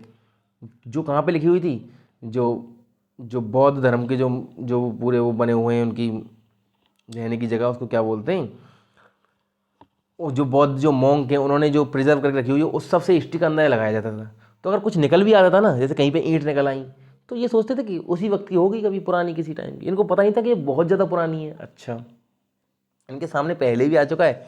आपको पता हो कि 1921 में जाके हड़प्पन सिविलाइजेशन की खोज हुई है, लेकिन अलेक्जेंडर कनिंघम के सामने भी कई चीज़ें निकल के आई हैं। 1861 और 1875 के जब बीच में ये रहे थे, तब भी इनके सामने कई सारी चीज़ें ऐसी दी गई, देखिए ये निकला है खुदाई में कहीं पे, लेकिन उन्होंने सोचा कि ज़्यादा पुराना नहीं, इन्होंने इतना दिमाग नहीं लगाया था उस वक्त। अच्छा लेकिन हुआ क्या था, एक जगह खुदाई होने लगी, उस जगह पक्की ईंटें निकलने लगी। अब तुम्हें तो पता है, किसी जगह खुदाई हो रही थी किसी और काम के लिए, किस लिए हो रही थी, रेल लाइन बिछाई जा रही थी। क्या बिछाई जा रही थी, रेल लाइन, रेलवे लाइन बिछाई जा रही थी, उसके लिए खुदाई चल रही थी। अच्छा, आप यकीन नहीं मानोगे, उस जगह इतनी ईंटें निकली उस जगह से, और भाई जो आसपास के जो मजदूर वगैरह थे जो रेल लाइन वगैरह के लिए काम कर रहे थे, वो सब ईंटों को अपना घर बनाने के लिए ले गए। उन्हें पता भी नहीं था कि इंडस वैली सिविलाइजेशन की ईंटें हैं, इतनी पुरानी पक्की ईंटें जो निकल रही हैं। वो ले गए उन ईंटों को। जब बाद में जाके उन्हें पता चला इनको, तब तक बहुत देर हो चुकी थी। इसलिए तो हड़प्पा जो साइड जो सबसे पहले जो मिली है, वो इतनी अच्छी तरह प्रिजर्व नहीं रह पाई है, उसको लोगों ने पहले ही बर्बाद कर दिया है। समझ रहे बात को। तो इंडियन मतलब जो वहाँ पे काम कर रहे थे वो सब ईंट वींटों को ले गए, और भी बहुत सारा सामान मिला होगा, किसी को कुछ मिला होगा, सब उठा उठा के वहाँ से ले गए। तो ऐसा बोला जाता है, इन्होंने ऐसा बोला था अलेक्जेंडर कनिंघम ने, कि इतनी ईंटें चली गई थी वहाँ से कि उससे 100 माइल तक का रोड बनाया जा सकता है लाहौर से मुल्तान के बीच में। लेकिन जब एक बार पता चल गया, फिर तो जब मोहनजोदाड़ो को जब खोजा गया, तो मोहनजोदाड़ो को तो बहुत अच्छे से एक भी ईंट गायब नहीं। तो मोहनजोदाड़ो क्या है, बहुत ही प्रिजर्व्ड है। इतना पक्का हो गया। अच्छा, ये देखिए एक चीज़ आप देख सकते हो, ड्रेन इन मोहनजोदाड़ो। ड्रेन का मतलब क्या होता है, पानी निकलने के लिए जो नालियाँ बनाई जाती हैं, निकास, जो पानी का निकास होता है उसे क्या बोलते हैं, ड्रेन बोलते हैं। तो आपको दिख रहा होगा एक ह्यूज ओपनिंग जहाँ पे एक आदमी खड़ा हुआ है। मतलब क्या होता था कि जैसे आज के टाइम पे जो नालियाँ जो होती हैं, जो अंडरग्राउंड मतलब उसके नीचे जो होती हैं, उनमें बीच बीच में गोले बनाए, मतलब वो एक टंकी टाइप रखी जाती है जिससे उन नालियों को साफ़ कर दिया जाए। सिंधु घाटी सभ्यता या इंडस वैली सिविलाइजेशन में भी इस तरह के मैन होल बनाए जाते थे, जिससे नालियों को क्या किया जाए, साफ़ किया जा सके। समझ रहे बात को, उस तरह के लोग इतने एडवांस थे। अच्छा, सिटाडेल आपके समझ आ गया, एक ऊंचा टाउन होता है जो अलग, जिसका अलग से फोर्टिफाइड होता है। लेकिन एक जगह है जैसे धौलावीरा और जो लोथल है। देखिए अभी तक मैंने आपको सिटाडेल के बारे में क्या बताया, सिटाडेल एक जगह होती है इधर की तरफ वेस्ट साइड में, और ईस्ट साइड में क्या होता है, लोअर टाउन होता है। दोनों के दोनों अलग अलग, दोनों की दीवारें हो रही होती हैं। अच्छा, ये अलग होता है, और फिजिकली इनके बीच में क्या होती है, जगह होती है। लेकिन धौलावीरा और लोथल में क्या मिला है कि पूरा का पूरा जो सेटलमेंट है उसको एक साथ दीवार उसकी बनाई गई, फोर्टिफाइड है। अच्छा, और उसके अंदर जो है, उसके जो अंदर का जो हिस्सा है उसको अलग अलग दीवारों से और अलग कर दिया गया है। और एक चीज़ और, जो लोथल के अंदर जो सिटाडेल है, वो citadel within the Lothal was not walled off but was built at a height. इसका मतलब क्या है, लोथल जो साइट है उसमें जो सिटाडेल मिला है, लोथल को मैंने आपको मैप में दिखाई थी, वही जो समंदर के बिल्कुल किनारे पे थी, जहाँ पे मैंने बोला था कि पोर्ट भी है, उस साइड के लिए क्या बोला गया है, उस पर ऐसा बोला गया है कि वैसे लोथल में जो सिटाडेल था उसकी कोई अलग से दीवार नहीं बनी हुई थी, बस उसे एक ऊंची हाइट में बनाया गया था, उससे पता चल रहा था कि सिटाडेल है। अच्छा, अब बात कर लेते हैं डोमेस्टिक आर्किटेक्चर के बारे में। डोमेस्टिक आर्किटेक्चर मतलब किस तरह वहाँ के घर वगैरह होते थे, घरेलू जो घर वगैरह है, आर्किटेक्चर है वो कैसा होता था। तो देखिए जैसा भी था उसके, देखो घर बना हुआ है, देखो कितना अच्छे से प्लान है उसका। इधर से मतलब देखो एंट्री है, दिख रही होगी आपको, यहाँ से आदमी घुसा, इधर देखो सीढ़ियाँ भी हैं। तो बहुत दो दो मंजिल के घर बने बहुत थे, ऐसी कोई दिक्कत नहीं है। लेकिन जो इसमें इंपॉर्टेंट चीज़ है वो ये थी कि प्राइवेसी का बहुत ध्यान रखा है, an apparent concern for privacy, privacy का बहुत ध्यान रखा जाता था। अच्छा, इस तरह से बनाया था कि अगर मेन जो एंट्रेंस है, जहाँ से गेट है, उससे किसी भी कमरे का या कोर्टयार्ड का डायरेक्ट व्यू ना दिखे, अगर अंदर कुछ कोई काम हो रहा है तो वो आराम से हो सके, तो प्राइवेसी का बहुत ध्यान रखा जाता था। अच्छा, घर में कुएँ भी होते थे, समझ रहे हो बात को। तो टोटल मिला के मोहनजोदड़ो में अब तक 700 कुएँ मिल चुके हैं। कितने कुएँ मिले हैं? 700 कुएँ मिल चुके हैं। एक बात क्लियर हो गई। अच्छा, और देखिए हम कई सारे अंग्रेजों के बारे में बात कर रहे हैं। हमने अलेक्जेंडर कनिंघम के बारे में बात की, जॉन मार्शल जिन्होंने इसका नाम इंडस वैली सिविलाइजेशन रखा, उनके बारे में बात की। अच्छा और अर्नेस्ट मके, वही जो अपनी कहानी सुना रहे थे कि उससे लोड़ा वाला जो सैडल कॉर्न जो था, उसको उनके मजदूर जो थे वो मांग रहे थे कि साहब हमको दे दो एक आध घर के लिए, उनकी कहानी से। तो अर्नेस्ट मके के बारे में एक और बात है, उन्होंने अपनी एक बुक में लिखा था। उन्होंने इस इंडस वैली सिविलाइजेशन में एक लाइन बोली थी, it is certainly the most complete ancient civilisation ancient system as yet discovered. ये बहुत बड़ी बात है कि ये शायद अब तक का सबसे कंप्लीट एंशियंट सिस्टम है ढूंढा गया है अब तक, जिसमें सब कुछ मिला है बहुत अच्छे से, घर, कुएँ, उनके इस्तेमाल करने की चीज़ें, मतलब पता चलता है कि वो किस किस तरह से रहते होंगे। तो ये जो लाइन अब पूछा जा सकता है यूपीएससी में, ये लाइन किसने बोली है? तो ये बोली है मके। इनका पूरा नाम क्या था? अभी दिखाया था मैंने, अर्नेस्ट मके। अच्छा, ये सब मैंने आपको बता ही दिया कि भाई जो नालियाँ जो होती थी उनमें सम्प होते थे बीच बीच में क्लीनिंग के लिए, मतलब मैन होल बनाए जाते थे, समझ रहे हो बात को। और आप यकीन नहीं मानोगे, इतना अच्छे से ध्यान रखा जाता था निकास का, पानी के निकास का, मतलब साफ़ सफाई का तो इतना अच्छे से ध्यान रखा जाता था। देखिए बताता हूँ आपको साफ़ सफाई के बारे में। अर्नेस्ट मके को याद कर लीजिए, इन्होंने क्या बोला था, इसको अंडरलाइन कर लो, it is certainly the most complete ancient civilisation. ठीक है जी, ये इंपॉर्टेंट चीज़ है आप जो आपको याद रखनी है। अच्छा, अब देखिए आप खुद समझिए कि किस तरह सफाई और पानी के निकास का ध्यान रखा जाता था उस वक्त। आज के वक्त में भी इतना ध्यान नहीं रखा जाता। देखो कि लोथल नाम की जो जगह थी, उसके घर तो भले ही कच्ची ईंटों से बने हुए, लेकिन जो पानी के निकास की जो व्यवस्था है उसको पक्की ईंटों से बनाया गया है, बर्न्ड ब्रिक्स से। समझ रहे हो क्या बात को। तो मतलब पानी को निकास को बहुत सीरियसली लिया जाता था। और नालियाँ जो होती थी ना वो घर के बगल में, मतलब इस तरह से नालियाँ होती थी, मैं आपको बताऊँ, मैंने इसके अंदर जो पढ़ा है कि जितने भी घर हों, मतलब कोई भी घर हो, हर घर का एक हिस्सा नाली से जुड़ा हुआ होना चाहिए, जिससे आराम से पानी को निकाला जा सके। कुछ घर ऐसे नहीं कि कोई बीच में फंस जाए और नाली से बहुत दूर हो, तो बगल में हर घर की नाली होनी चाहिए। किसी इस तरह से बताए जाते थे सारे के सारे घर। या आपने घर को देख ही लिया, ठीक है, ये हो गया। अब सिटाडेल के बारे में और बात कर लेते हैं और अच्छे से कोई काम की बात है क्या। सिटाडेल के बारे में मैंने आपको नॉर्मल तो बता ही दिया सब कुछ। इसमें बहुत इंपॉर्टेंट बिल्डिंग बनी होती थी, जैसे मोहनजोदड़ो में एक चीज़ पाई गई जिसको क्या बोलते हैं, ग्रेट बाथ। इसका नाम क्या रखा है? Great bath. बाथ मतलब क्या है? ये देखो, ये दिख रहा, एक कुंड टाइप का है, देखो आप बीच में आपको दिख रहा होगा, इसको लिखा हुआ होगा ग्रेट बाथ। कुंड टाइप है, तो ऐसा बोलते हैं कि ये यार पता नहीं किस लिए इस्तेमाल होता है, कुंड है, इसमें ऐसे करके सीढ़ियाँ भी बनाई हुई हैं, पता नहीं चलता किस लिए, लेकिन बोलते हैं कि शायद किसी रिचुअल के लिए। रिचुअल मतलब होता है किसी पूजा पाठ या मतलब किसी बड़े काम के लिए इसका इस्तेमाल होता हो शायद। अच्छा, तो ग्रेट बाथ क्या है? एक रेक्टेंगुलर टैंक है जिसका इस्तेमाल किसी काम के लिए होता होगा। और हाँ, एक चीज़ याद रखिए, ग्रेट बात ऐसा नहीं कि उस वक्त का बात है तो ऐसा हो कि आजकल के टैंक जो होते हैं आपको पता है, तो ऐसा तो है नहीं कि उनमें से पानी निकल जाता है, पानी भरा तो पक्के होते हैं बिल्कुल। इसको भी बहुत ध्यान रख के बनाया गया था। किस तरह से? इसको भी वाटर टाइट बनाया गया था। कैसे? By setting bricks on edge and using a mortar और जिप्सम।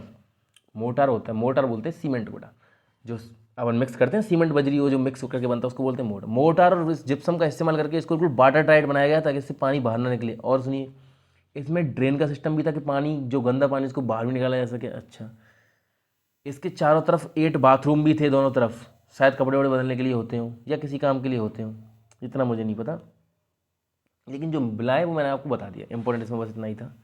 आगे बढ़ते हैं। जो जो लाइन बता रहा हूँ उनको आप अंडरलाइन करते जाना या लिखते ज़रूर जाना, तभी आपके काम की है। या ऐसा कर सकते हो, आप इस वीडियो को बार बार रिवाइज कर सकते हो, ठीक है, उससे आपके समझ में आ जाएगा जो भी मैं कहना चाह रहा हूँ। अच्छा, अब सोशल डिफरेंस की बात करते हैं। क्या उस वक्त जो लोग रहते थे उनमें भी सोशल डिफरेंस था? अमीर गरीब वाला सिस्टम। देखिए, ये तो पता नहीं क्यों ये स्टूडेंट ढूंढते हैं, ये तो एक बेसिक कॉमन सेंस की बात है। दुनिया की कोई भी सभ्यता हो, सोशल डिफरेंस जरूर मिलेगा। कुछ अमीर लोग होंगे, कुछ गरीब लोग होंगे। ऐसा नहीं कि उस सिस्टम में कोई गड़बड़ी है, सीधी सी बात है। कुछ आलसी लोग होते हैं, कुछ मेहनती लोग होते हैं। जो मेहनती होते हैं वो कुछ कर जाते हैं अपने जीवन में, तो अमीर अपने आप ही हो जाएंगे। और आलसी लोग ऐसे होते हैं जिनको गरीब होने से कोई फर्क नहीं पड़ता, तो वो गरीब रहेंगे भी। अच्छा जैसे बात करें कॉपर के मिरर की, इस तरह एक कॉपर का मिरर पाया गया है। अब देखिए इसके बारे में बात करूँगा, ये कहाँ पाया गया है। लिखा हुआ उसमें बरियल्स। बरियल्स क्या होता है? बरियल्स होता है जहाँ पे लोगों को दफनाया जाता है। किस तरह दफनाया जाता है, इस सब की बात हम करेंगे। तो देखिए आपको एक चीज़ बताना चाहिए, जो इजिप्ट की जो सभ्यता थी उस वक्त की, इजिप्ट मतलब मिस्र में, जो पिरामिड पाए जाते हैं जहाँ पे मिस्र के जो मैसिव पिरामिड हैं वो कंटेम्प्ररी हैं, मतलब इसी टाइम के हैं। वो जिस वक्त में सिंधु घाटी सभ्यता थी उसी टाइम पे वो मिस्र के पिरामिड बनाए गए थे। तो पिरामिड का इस्तेमाल किसी किया जाता है रॉयल बरियल के लिए, किसी के बड़े आदमी के मौत के बाद अगर उसको दफनाना है तो पिरामिड का इस्तेमाल किया जा सकता है। ठीक है, और उनमें क्या है, मिस्र के पिरामिडों में इनॉर्मस वेल्थ भी दफनाई जाती है। वेल्थ का मतलब बहुत सारा सोना चांदी मिस्र के राजाओं के साथ दफनाया जाता था, ये सीधी बात है। लेकिन हड़प्पा की बात करें तो हड़प्पा में ये था कि किसी के साथ कुछ मिल भी रहा है, कभी कभी कोई सामान, कभी कभी कोई सामान नहीं मिल रहा है, तो इससे अंदाजा लगाया जाता है कि हो सकता है कोई ज़्यादा अमीर हो कोई गरीब हो। लेकिन कुछ ग्रेव पे कुछ, मतलब कुछ ग्रेव का मतलब होता है वही जो दफन हुई जो जगह होती है आदमी की, कब्र। ग्रेव मतलब कब्र, हाँ।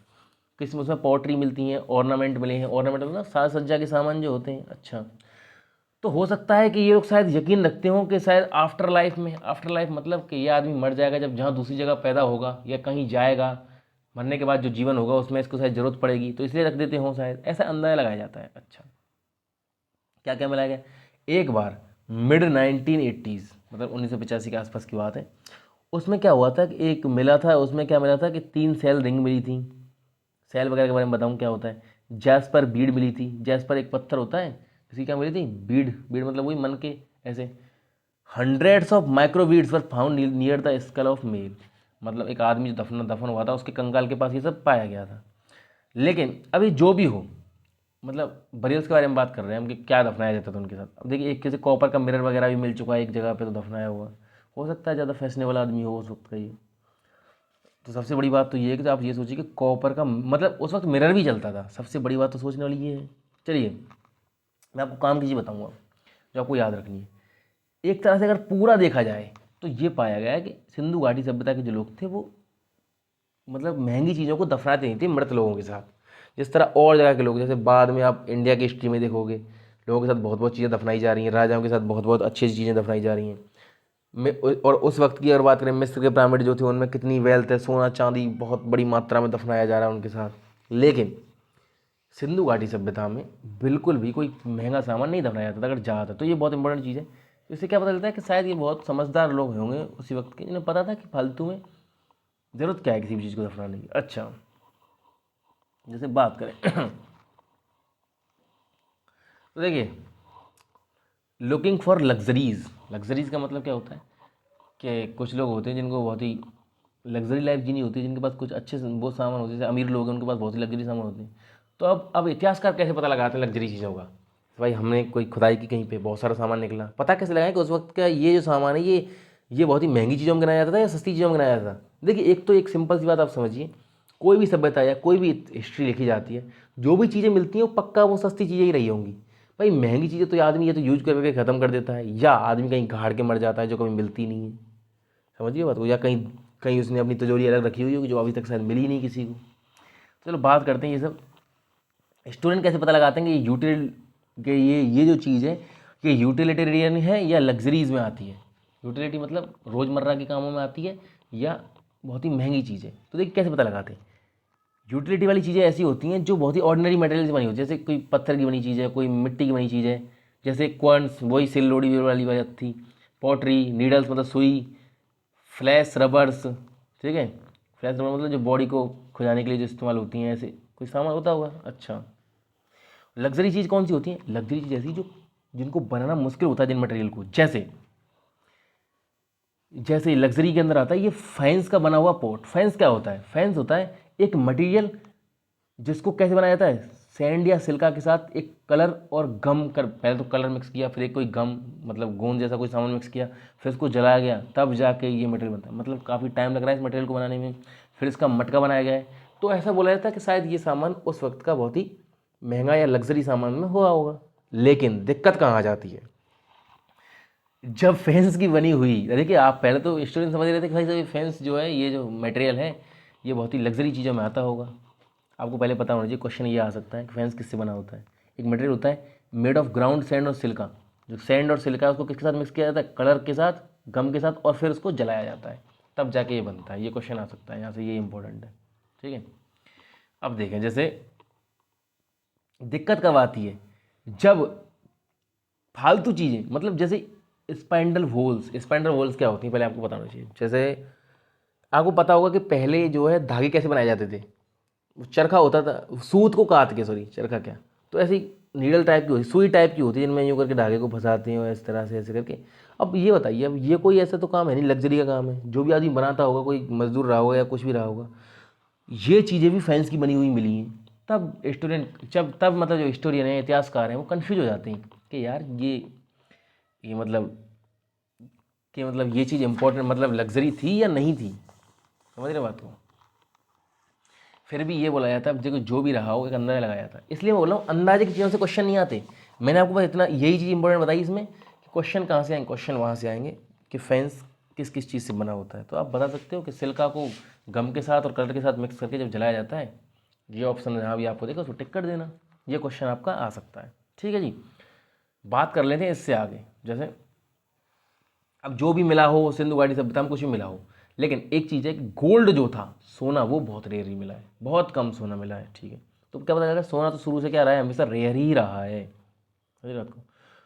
तो एक बात बताइए, ज़्यादातर जो सोना जो मिला है वो कहीं ऐसे पड़े हुए नहीं मिला खुदाई वुदाई में। और सीधी बात है, आप खुद ही सोचिए, मैं कह रहा हूँ ये अब दुनिया खत्म भी हो जाए, सोना किसी को पड़ा हुआ मिलेगा कि कहीं पे, किसी कहाँ भी मिल सकता है सोना, होर्ड्स में मिल सकता है। अब होर्ड्स क्या होता है, होर्ड्स बोलता है जमाखोरी, किसी चीज़ को जमा करके जब आदमी रखता है, जैसे अभी अब ये दुनिया खत्म हो जाए और बाद में जब नए इंसान बने उनको दोबारा सोना मिले, तो ऐसे जगह मिल सकता है, किसी बैंक में बहुत सारा सोना रखा हो वो मिल जाए, तो वो होर्ड्स ही तो हो गया। होर्ड मतलब इकट्ठा करके रखी हुई चीज़, या किसी आदमी ने किसी मटके को भर के रखा हुआ है, जैसे लोगों को मिल जाते हैं।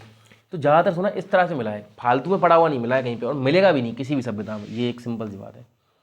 अच्छा, तो होर्ड्स के बारे में मैंने आपको बता ही दिया, ये जो साइड में बॉक्स है होर्ड्स के बारे में लिखा, होर्ड्स क्या होता है, जैसे किसी मटके में भर के रख दिया या कुछ भी सही, सबको समझ आ गया कि होर्ड्स क्या होता है। होर्डिंग मतलब वो इकट्ठा करना किसी चीज़ को। अच्छा, काम की बात करते हैं। जैसे अब देखिए, इंपॉर्टेंट चीज़ समझिए, बात कर लेते हैं चाणूदारों के बारे में। चाणूदारों एक साइट का नाम है, ये किस लिए फेमस है, exclusively devoted to craft production including bead making, shell cutting, metal working, seal making and weight making.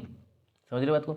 तो चाणूदारो जो साइट है, ये किस चीज़ के लिए डिवोटेड है, एक्सक्लूसिवली डिवोटेड है क्राफ्ट प्रोडक्शन के लिए। तो अगर कोई क्वेश्चन आए आपके लिए कि क्राफ्ट प्रोडक्शन के लिए इंडस वैली सिविलाइजेशन की कौन सी साइट सबसे ज़्यादा इंपॉर्टेंट थी, इसके बहुत सारे प्रूफ मिले, तो चाणूदारो उसका आंसर होगा। इसमें क्या क्या बनाया जाता था, बीड मेकिंग, वही जो मन के होते हैं जो माला के वो बनाए जाते थे। अच्छा, सेल कटिंग, सेल होता है किसी चट्टान को काट के, मतलब किसी पत्थर को काट के कुछ कोई आकृति बना देना। अच्छा, मेटल वर्किंग, मेटल मतलब कोई लोहे का काम करना। जैसे इनके क्या मिला है, इनके पास हमें,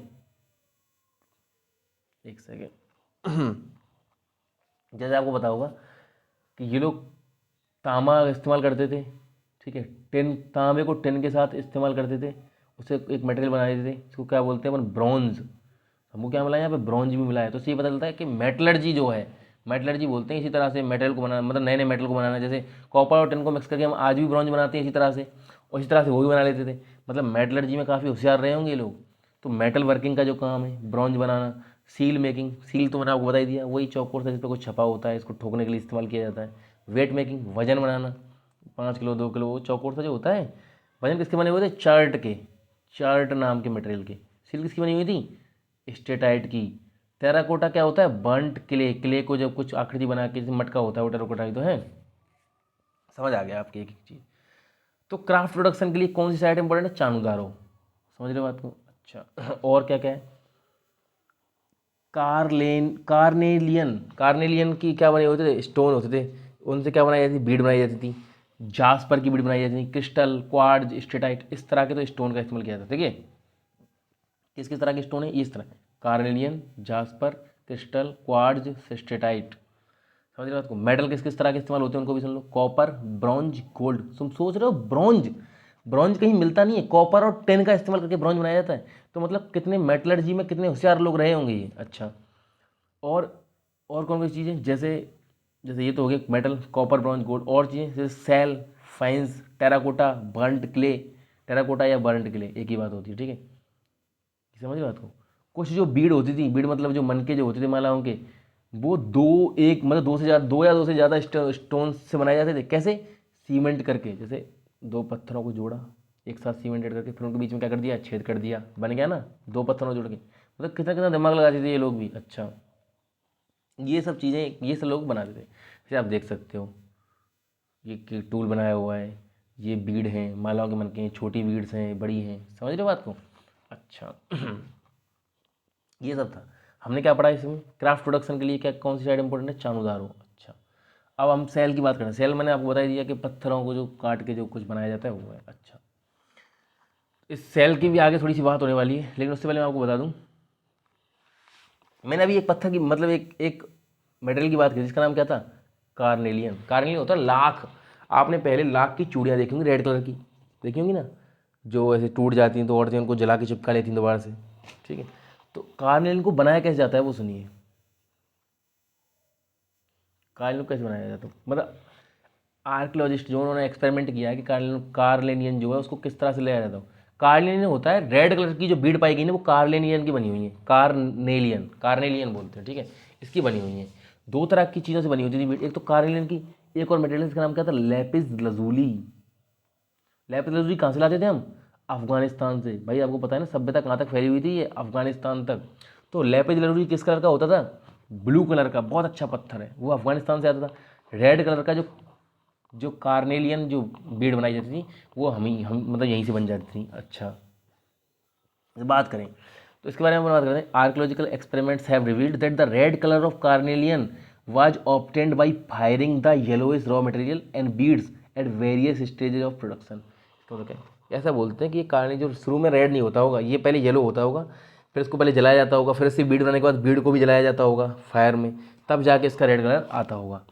ये पक्का बोला गया, इसको आप याद रख सकते हैं, पूछा जा सकता है इसके बारे में कुछ भी, ठीक है। और जैसे जैसे इसमें लिखा हो specialised drills have been found at Chanhudaro, Lothal and most recently at Dholavira. इन चीज़ों को क्या मिलेंगे, ड्रिल मिलेगी। ड्रिल मतलब कोई छेद करने की कोई चीज़, जैसे मटका बनाया जाता है, मटका भी तो भाई छेद करके बनाया जाता है। इस तरह के जो मटके हैं वो चाक से जो चलता रहता है उसके ऊपर यूँ करके बना देते हैं। अच्छा, अब देखिए इंपॉर्टेंट चीज़ जिसको आपको नोट डाउन करना है, हमने क्राफ्ट प्रोडक्शन के एक सेंटर की बात की, चाणूदारो था। एक चीज़ और जिसमें जिसमें क्या क्या बनाया जाता था चाणूदारो में, सेल कटिंग की जाती थी, बीड मेकिंग की जाती थी, मेटल वर्किंग बनाया जाता था, सील मेकिंग, वेट मेकिंग। और चाणूदारो के बारे में एक बात और बता दूं आपको, चाणूदारो में कोई भी सिटाडल नहीं पाया गया है।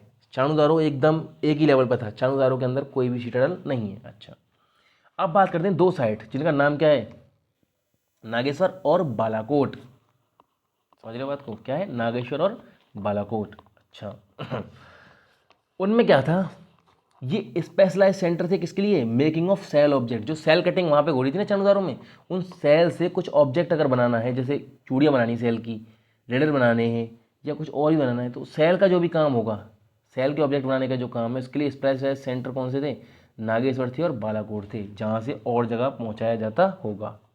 समझ में आई आपकी बात। अब देखिए हमने तीन चार साइड के नाम सुने, एक बार आपको इसको मैप में देख लेते हैं, क्योंकि यूपीएससी कभी कभार ऐसे क्वेश्चन पूछ लेता है कि ऊपर से नीचे जमाइए, नॉर्थ से साउथ इन साउथ को, मतलब north to south inside को जमा दीजिए। उसके लिए क्या है, सबको याद रखने की जरूरत नहीं, जो इंपॉर्टेंट साइड जो अभी तक हमने पढ़ी हैं, जैसे हमें पता है हड़प्पा है सबसे ऊपर, फिर कौन सी बड़ी थी, कालीबंगा आ जाती है उसके नीचे। अच्छा, और फिर इधर की तरफ क्या है, मोहनजोदाड़ो। तीन साइड ही तो याद करनी है आपको। अच्छा, लोथल का मैंने आपको बता दिया कि बिल्कुल इधर की तरफ क्या है, लोथल है, बिल्कुल समंदर के किनारे पर, यहाँ पे पोर्ट बना हुआ था लोथल में, ठीक है, ये आपको पता चल गया। अब जैसे मैं बात करूँ अभी हमने दो साइड और पढ़ी थी, एक तो पढ़ी थी हमने चाणूदारो, इधर थी, तो देखो मोहनजोदाड़ो के नीचे मिली है चाणूदारो, नॉर्थ टू साउथ अगर जमाना है आपको। फिर कौन सी है, बालाकोट है, बालाकोट और नागेश्वर, यही तो दो थी। अब जिसके बारे में बात की थी हमने, सेल ऑब्जेक्ट जहाँ पे बनाए जाते थे। चाणूदारो कहाँ पे, क्राफ्ट प्रोडक्शन के लिए थी, और ये दोनों किस लिए थी, बालाकोट और नागेश्वर, सेल ऑब्जेक्ट बनाने के लिए। तो ये भी किस समंदर के किनारे पे हैं दोनों, लोथल की तरह, नागेश्वर और बालाकोट। इनके आपको लोकेशन पता होना चाहिए। तो अगर नॉर्थ साउथ जमाना है तो एक बेसिक सा आइडिया रख लीजिए, हड़प्पा सबसे ऊपर है, हड़प्पा के बाद कालीबंगा भी है, मोहनजोदाड़ो है, फिर उसके नीचे कौन सी, चाणूदारो आती है, बालाकोट है, नागेश्वर है और लोथल है। वैसे लोथल नागेश्वर से ऊपर पड़ जाएगी अगर एक न्यू करके लाइन कीजिए। ये आपको एक बेसिक सा आइडिया इन साइड का होना चाहिए, ठीक है। पहुँचते अपन उसी पेज पे जहाँ अपन पहुँच गए थे, कहाँ पे मौजूद है अपन तो अपन यहाँ तक देख चुके हैं, काफ़ी पेज ख़त्म कर दिए हमने बहुत जल्दी। देखिए ये हो गया पक्का। फिर ये सब की क्या क्या चीज़ें बनाई जाती हैं, ये सब कोई इंपॉर्टेंट नहीं है, इसके अंदर एक इफेक्ट मैंने सब कुछ पढ़ा हुआ है। टेराकोटा का बना हुआ ये फिगर मिला है, ठीक है। बहुत सारी चीज़ें, जैसे आगे जाके आप देखोगे कि कॉपर और ब्रॉन्ज के वेसल मिले हैं। चिंता मत करिए, मैं अगर ये छुड़वा रहा हूँ तो इसका मतलब इसमें से कुछ भी इंपॉर्टेंट नहीं है। अच्छा, बात करें और चीज़ों की, जैसे स्ट्रेटेजीज फॉर प्रोक्यूरिंग मटेरियल्स। जो मटेरियल जो होते हैं इन सबको लाया कहाँ से जाता था भाई? गोल्ड सिल्वर ये सब मिला है, ये सब बात हो गई, लेकिन लाते कहाँ से थे? ये सब के बारे में पता होना चाहिए। तो देखते हैं। तो पहले तो ऐसे मटेरियल की बात करते हैं जो सब कॉन्टिनेंट से आते थे, मतलब इसी पूरे इंडिया वाले जो एरिया से, इंडिया ऊपर थोड़ा अफगानिस्तान इधर उधर से ही जो आते थे, पास से जो आते थे, उनकी बात करते हैं। तो देखिए, तो मैंने आपको बताया था बीड दो चीज़ों की बनाई जाती थी। एक तो कार्नियन की जो रेड कलर की होती थी, एक होती लेपिस लेजुजी की बीड। एक ब्लू कलर का स्टोन होता है, आसमानी सा होता है। कहाँ से आता था ये आता था सॉर्टुगई, अफगानिस्तान में, जहाँ पे कैनाल मिली थी। मैंने आपको पहले भी बताया था, सॉर्टुगई को याद रख लो, अफगानिस्तान के अंदर है, पूछ सकता है। अच्छा, लेपिस लेजुजी यहाँ से मंगाया जाता था। अच्छा, और लोथल से क्या आता था? कार्नियन, भरूच, मतलब लोथल के पास में भरूच जगह है गुजरात के पास, वहाँ से क्या कार्नियन आता था। अच्छा, स्टेटाइट जिसकी सील बनाई जाती थी वो कहाँ से आता था? साउथ राजस्थान से और नॉर्थ गुजरात से। भाई राजस्थान का साउथ होगा और गुजरात का नॉर्थ एक ही तो होगा ना, तो ये सोच लीजिए। अच्छा, और मेटल कहाँ से आते थे? राजस्थान से आते थे। मेटल मतलब कॉपर, राजस्थान में कितना मिलता है? तो कॉपर राजस्थान की जो खेतरी माइंस हैं वहाँ से मिल आता था। अच्छा, जैसे मैं आपको बताऊँ, इसमें लिखा हो Rajasthan for copper. South India से क्या आता था? गोल्ड। साउथ इंडिया का तो भाई नाम है, कर्नाटका में गोल्ड। KGF पिक्चर बनी हुई है ना, Kolar gold field, Kolar mines कहाँ पे है गोल्ड की? कर्नाटका के अंदर ही तो है। तो साउथ इंडिया से क्या आता था? गोल्ड आता था। अच्छा, शुरू से ही आ रहा है, इसका मतलब साउथ इंडिया हमेशा से गोल्ड के लिए फेमस है। अच्छा, अब देखिए ये एरिया है जो खेतरी एरिया है राजस्थान का, वहीं से कॉपर आता था। खेतरी, खेतड़ी बोलते हैं, मैं इसको खेतरी क्या पढ़ रहा हूँ मैं, खेतड़ी जो एरिया है वहाँ से आता था। तो एक चीज़ पता लगाई खेतड़ी एरिया के बारे में, खेतड़ी की जो चीज़ें हैं ना वो थोड़ी अलग हैं बाकी इंडस वैली सिविलाइजेशन से। उसका तो ऐसा बोलते हैं कि शायद ये यहाँ पे कोई अलग ही कल्चर रहा होगा जो इंडस वैली वालों से व्यापार कर लेते होंगे। और इस कल्चर का नाम क्या रखा हुआ है? गणेश्वर जोधपुरा कल्चर। जोधपुर के पास में ना, गणेश्वर जोधपुरा कल्चर। कहाँ पे? खेतरी वाला जो एरिया है, खेतड़ी, खेतड़ी जो एरिया है उसका नाम रखा है। ये बहुत इंपॉर्टेंट है, कौन कौन चीज़ें कहाँ से आ रही हैं जो मैंने बताया, जो बता रहा हूँ वही तो बहुत ही ज़्यादा इंपॉर्टेंट है। वो सब आपको रट लेना, रट। क्वेश्चन आएगा तो यहीं से आएगा और कहीं से नहीं आएगा। अब बात करें,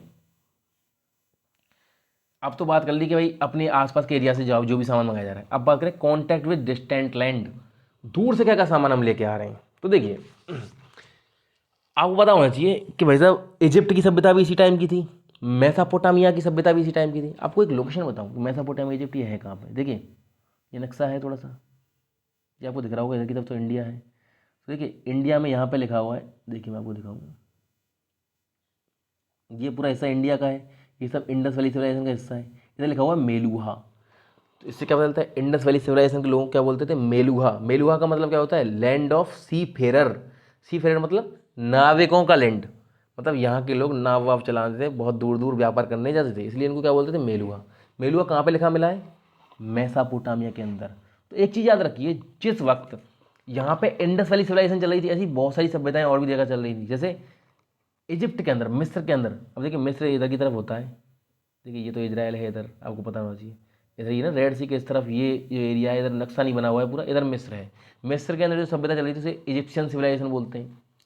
इधर जो सभ्यता चल रही है इसका नाम है मेसापोटामिया की सभ्यता। अच्छा, ये अफगानिस्तान वाला जो एरिया है इसको क्या बोलते हैं? तुरान।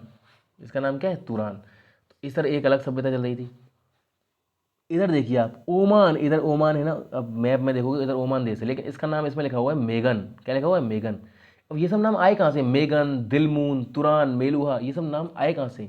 ये सब जो मेसापोटामिया की जो सभ्यता है, यहाँ की जो टेक्स्ट हैं, मतलब यहाँ पर टेक्स्ट मिले हुए लिखे हुए, उनमें इन जगहों का नाम जो जो लिखा हुआ है वो लिखा हुआ है।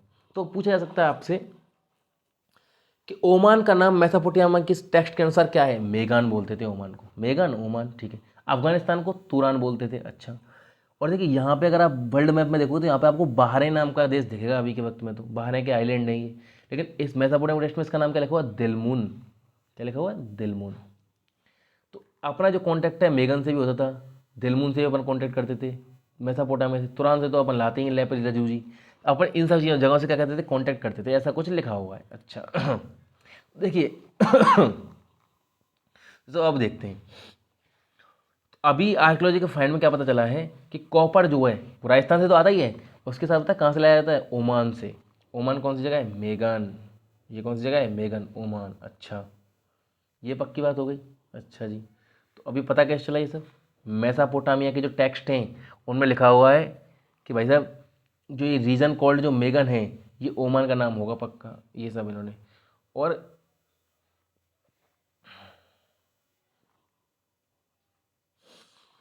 तो ऐसे क्या कई सारी चीज़ें यहाँ पर ओमान में अपनी मिलती हैं, जैसे अपनी कई सील्स वहाँ मिल जाती हैं, अपनी कई तरह के बने हुए मटेरियल, जैसे इसमें लिखा हुआ है हड़प्पन जार इन ओमान। तो इससे क्या पता चलता है कि लोग आसपास ट्रैवल किए होंगे उस वक्त, तभी तो अपनी चीज़ वहाँ पे पहुँच गई, ऐसे कैसे पहुँच जाएगी नहीं तो।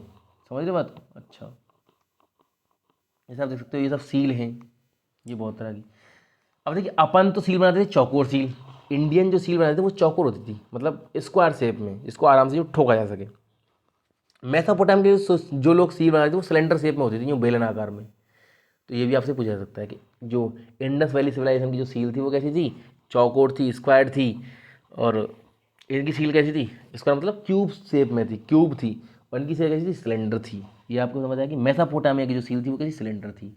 अच्छा, और क्या क्या चीज़ें जो इंपॉर्टेंट है इसके अंदर, जैसे अपन देख सकते हैं कि मेसोपोटामिया के जो टेक्स्ट हैं ओरिजिन मेंशन करते हैं कि दिलमुन जो है, मैंने आपको बताया था कि कहाँ है, जो आइलैंड ऑफ बहरीन जो है वो दिलमुन था। मेगन है, मेलुआ है। मेलुआ किसके लिए बोला जाता है? Possibly the Harappa reason.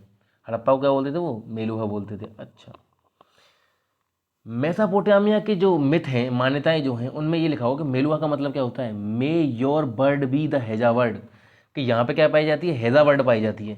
तो ऐसा कई लोग बोलते हैं कि शायद हेजा वर्ड पीकॉक को बोलते हो भाई, क्योंकि इंडिया में पीकॉक बहुत पाई जाती है, मोर बहुत पाई जाती हैं। समझ रहे बात को? लेकिन इन पर क्वेश्चन नहीं आएगा, जो चीज़ प्रूव नहीं है उस पर क्वेश्चन नहीं आएगा। क्वेश्चन किस पे आएगा कि मेलुआ का मतलब क्या होता है मेसोपोटामिया के टेक्स्ट के अनुसार? Mesopotamia text refer to Meluhha as land of seafarer. Seafarer मतलब जो सी में फेर करते हैं, मतलब नाविकों का देश, नाविकों की भूमि, इस तरह से होता है। अच्छा, आपको कई सारी सील दिखाऊंगा, जैसे ये सील है, इस सील पर देखिए इस तरह की चौकोर सील बनाई हुई है ना, बढ़िया एकदम क्यूब, मतलब क्यूबॉइड है ये। इस पर क्या छपी हुई है? देखो नाव छपी हुई है इस तरह की। इसको ठोक देंगे तो वहीं पे क्या छप जाएगी? नाव छप जाएगी नहीं, इस तरह की। अच्छा, अब बात कर लेते हैं वैसे स्क्रिप्ट की। ठीक है, समझ रहे बात को? स्क्रिप्ट की बात करते हैं। जैसे स्क्रिप्ट में क्या है, जैसे कुछ ही पेज और बचे हुए हैं, ज़्यादा कोई बड़ा नहीं बचा हुआ है, हो जाएगा और थोड़ी बहुत देर में ख़त्म। इतना सहेलियात और सह लेते हैं। देखिए सील स्क्रिप्ट, मैंने आपको स्क्रिप्ट और लैंग्वेज में अंतर पहले बता चुका है। तो एक बार बता दीजिए कि इनकी जो स्क्रिप्ट थी ना वो अल्फ़ाबेटिकल नहीं थी। अल्फ़ाबेटिकल का मतलब क्या होता है? देखिए अल्फ़ाबेटिकल होता है कि भाई साहब देखिए अब एक सेकंड, आपको आप धीरे धीरे बताता हूँ सब कुछ। देखिए सील और सीलिंग का मतलब समझिए, लाइन से ही पढ़ते हैं, मैं पहले से कुछ नहीं बताना चाह रहा, जैसे जैसा लिखा हुआ वैसे पढ़ते। सील और सीलिंग, सील तो आपको पता है वो होती है चौकोर जिसमें कुछ छपा होता है, इसको अपन ठोक देंगे कहीं छप जाएगी वो। तो जहाँ पर उसको ठोक देंगे जो छप जाएगी, जैसे इस पत्थर पर किसी सील को ठोका गया है और हिरन छप गया है, इसको क्या बोलेंगे अपन? सीलिंग। सील और सीलिंग मतलब सील को जहाँ ठोक के जो चीज़ छप जाती है वो जगह क्या हो जाती है? सीलिंग हो जाती है। हो गई पक्की बात? अच्छा, सील और सीलिंग बस इतना ही लिखा हुआ है। अच्छा, अब बात करते हैं एनिग्मेटिक स्क्रिप्ट कि स्क्रिप्ट किस तरह की, उसके बारे में देखिए। देखिए आपने देखा होगा कि सील के अंदर क्या होता है? मोटिव छपे होते हैं, मोटिव मतलब ऐसे निशान, जानवर वगैरह। तो ऐसा बोलते हैं कई हिस्टोरियन के शायद इसलिए छपे होते हैं जानवर कि भाई जो लोग पढ़ना नहीं जानते वो जानवर को देख के समझ जाएंगे। जैसे किसी सामान पे जो कोई हमने कोई सामान बेचा, उसके ऊपर सील लगाई और सील के ऊपर क्या ठोक दिया? हिरन का वो ठोक दिया, और पता चलता है अब उन्होंने आपस में समझ बना रखी है कोई हिरन का अगर चित्र देखे समझ जाना कि इसके अंदर खजूर भेजे जा रहे हैं खाने के लिए। अच्छा, तो जो लोग पढ़ नहीं पा रहे हैं वो उन पर भले उनको पता नहीं चल रहा कि ये खजूर है क्या है, लेकिन वो हिरन को देख के समझ जाएंगे ना। तो जो लोग पढ़ नहीं पाते उनके लिए हो सकता है ये मोटिव का इस्तेमाल किया जाता हो। ये सब अंदाजे हैं। अच्छा, अब देखिए देखते हैं। ऐसा बोला गया है कि हड़प्पन जो लाइन थी वो शॉर्ट में लिखते थे हड़प्पन लोग, जो ज़्यादा लंबी लंबी लाइन लिखते थे। जो लंबी से लंबी लाइन मिली है उसमें भी 26 लेटर मिले, 26 से ज़्यादा लेटर से बड़ी लाइन मिली नहीं है। अच्छा, it was evidently not alphabetical, ये प्रूव हो चुका है कि अल्फ़ाबेटिकल नहीं थी। अल्फ़ाबेटिकल क्या होता है? जैसे ए के लिए हम बोलते हैं ए, मतलब आ। अब देखिए मैं बोलूँगा बा, तो बा शब्द के लिए इंग्लिश में क्या लेटर है? बी है, तो ये अल्फ़ाबेट है कि नहीं? लेकिन इनका ऐसा नहीं था, इनकी क्या थी? पिक्टोग्राफिक स्क्रिप्ट थी, मतलब पिक्चर बनाते थे। जैसे इनको, जैसे मैं बताऊँ, अब पता तो नहीं चला है किसी को क्या बनाते, लेकिन अंदाजा लगाया कि पिक्टोग्राफिक स्क्रिप्ट होगी। पिक्टोग्राफिक का मतलब क्या है? जैसे मैं अभी के भी तुमको एक भाषा बना के बताता हूँ। जैसे मैंने बनाया कि राम जा रहा है, इसको मैं पिक्टोग्राफिक, मैंने खुद की एक भाषा बनाई कि मैं राम के लिए तो एक आदमी बना दूंगा, जाने के लिए क्या बनाऊंगा? उसी आदमी को चलते हुए बता दूंगा, लंबे लंबे उसके पैर करके कि राम जा रहा है। बस 2 फोटो से हो गया ना काम। अब पढ़ने वाला अपने आप अंदाजा लगा लेगा। तो कुछ तो ऐसा कई स्टूडेंट बोलते हैं, मतलब बोलते नहीं, ये है बात कि इनकी जो स्क्रिप्ट थी वो अल्फ़ाबेटिकल नहीं थी, पिक्टोग्राफिक थी। अच्छा, टोटल मिला के कितने तरह के निशान पाए गए इनकी स्क्रिप्ट के अब तक? 375 से लेके 400 निशान हैं। समझिए बात को। अच्छा, इतने टोटल निशान इनके पाए गए हैं। अच्छा, और क्या क्या चीज़ है इसमें? जैसे कहाँ स्क्रिप्ट, मतलब इनकी इनकी जो स्क्रिप्ट है कहाँ कहाँ लिखी हुई मिल गई है?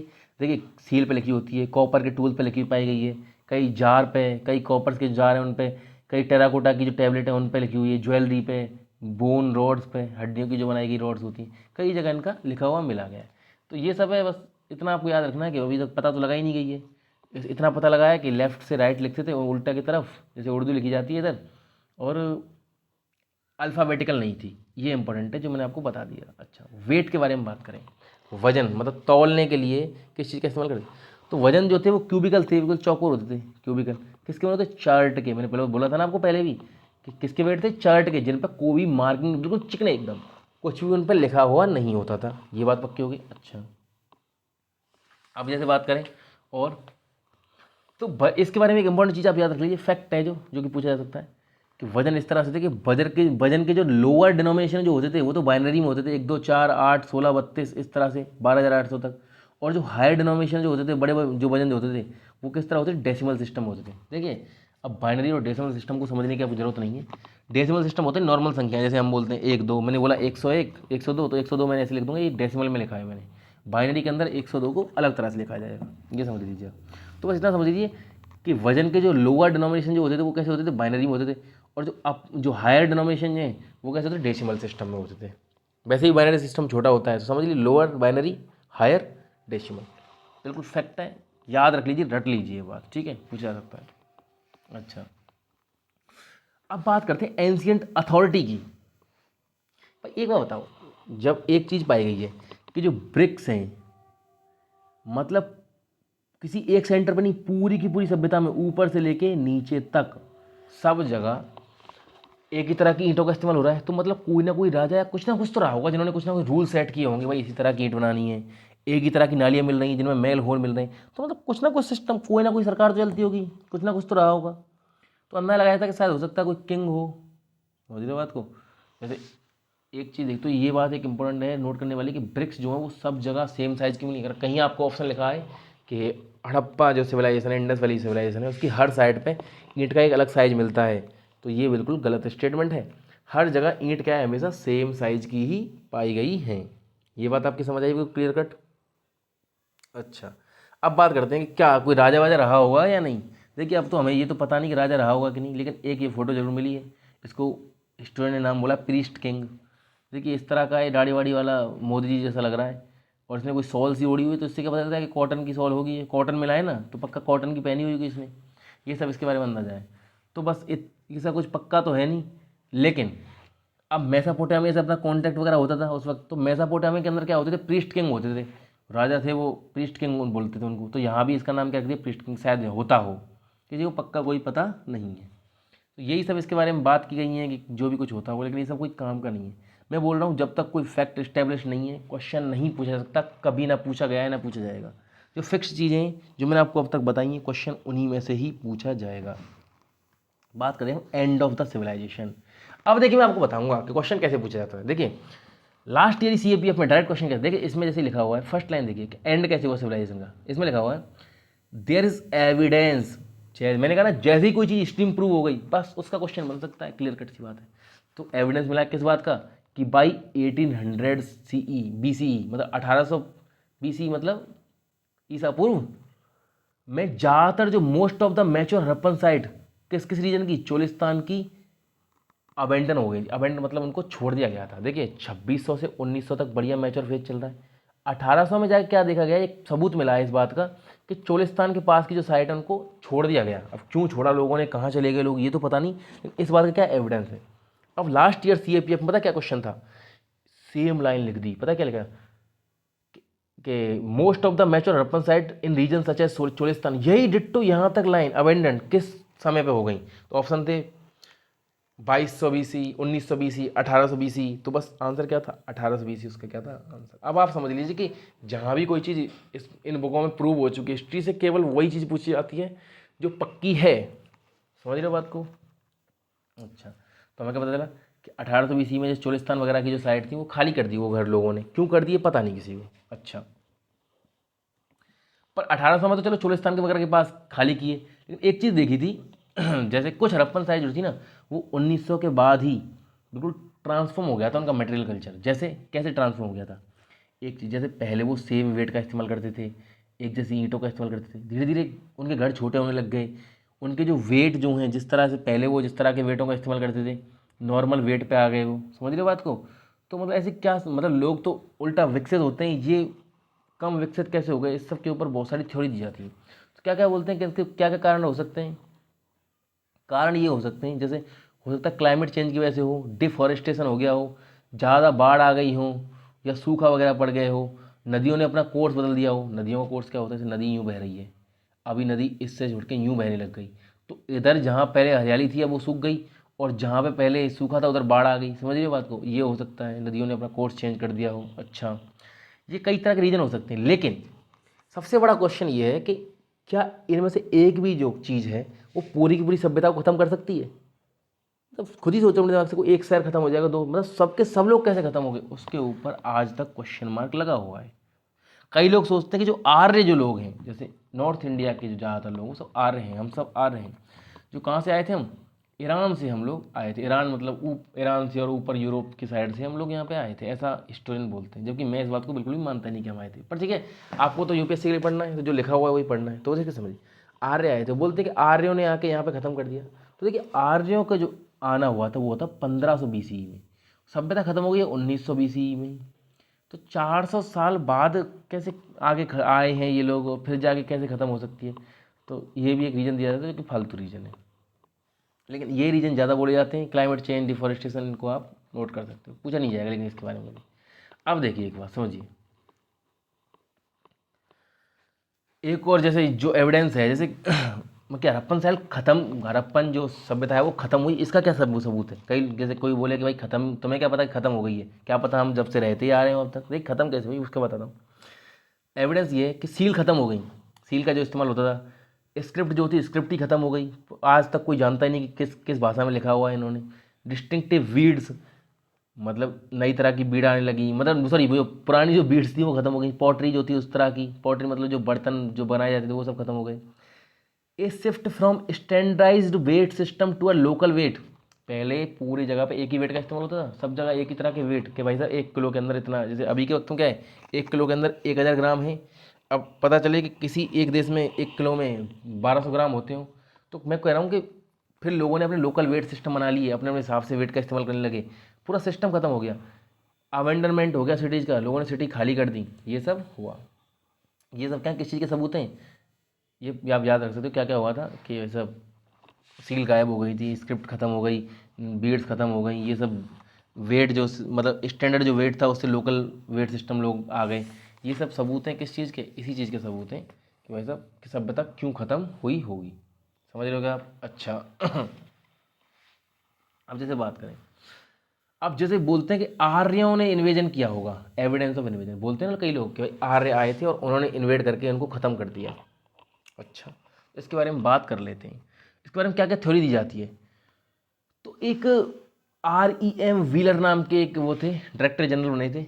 कब बने थे डायरेक्टर जनरल, इसके बारे में आगे लिखा आएगा 1944 में। देखिए 1947 का मतलब ये मतलब ना, ये तो उनके काम की डेट लिखी हुई है। 1944 में वो बने थे डायरेक्टर जनरल, किसके, आर्कियोलॉजिकल सर्वे ऑफ इंडिया के। इन्होंने क्या लिखा, REM व्हीलर नाम है इनका।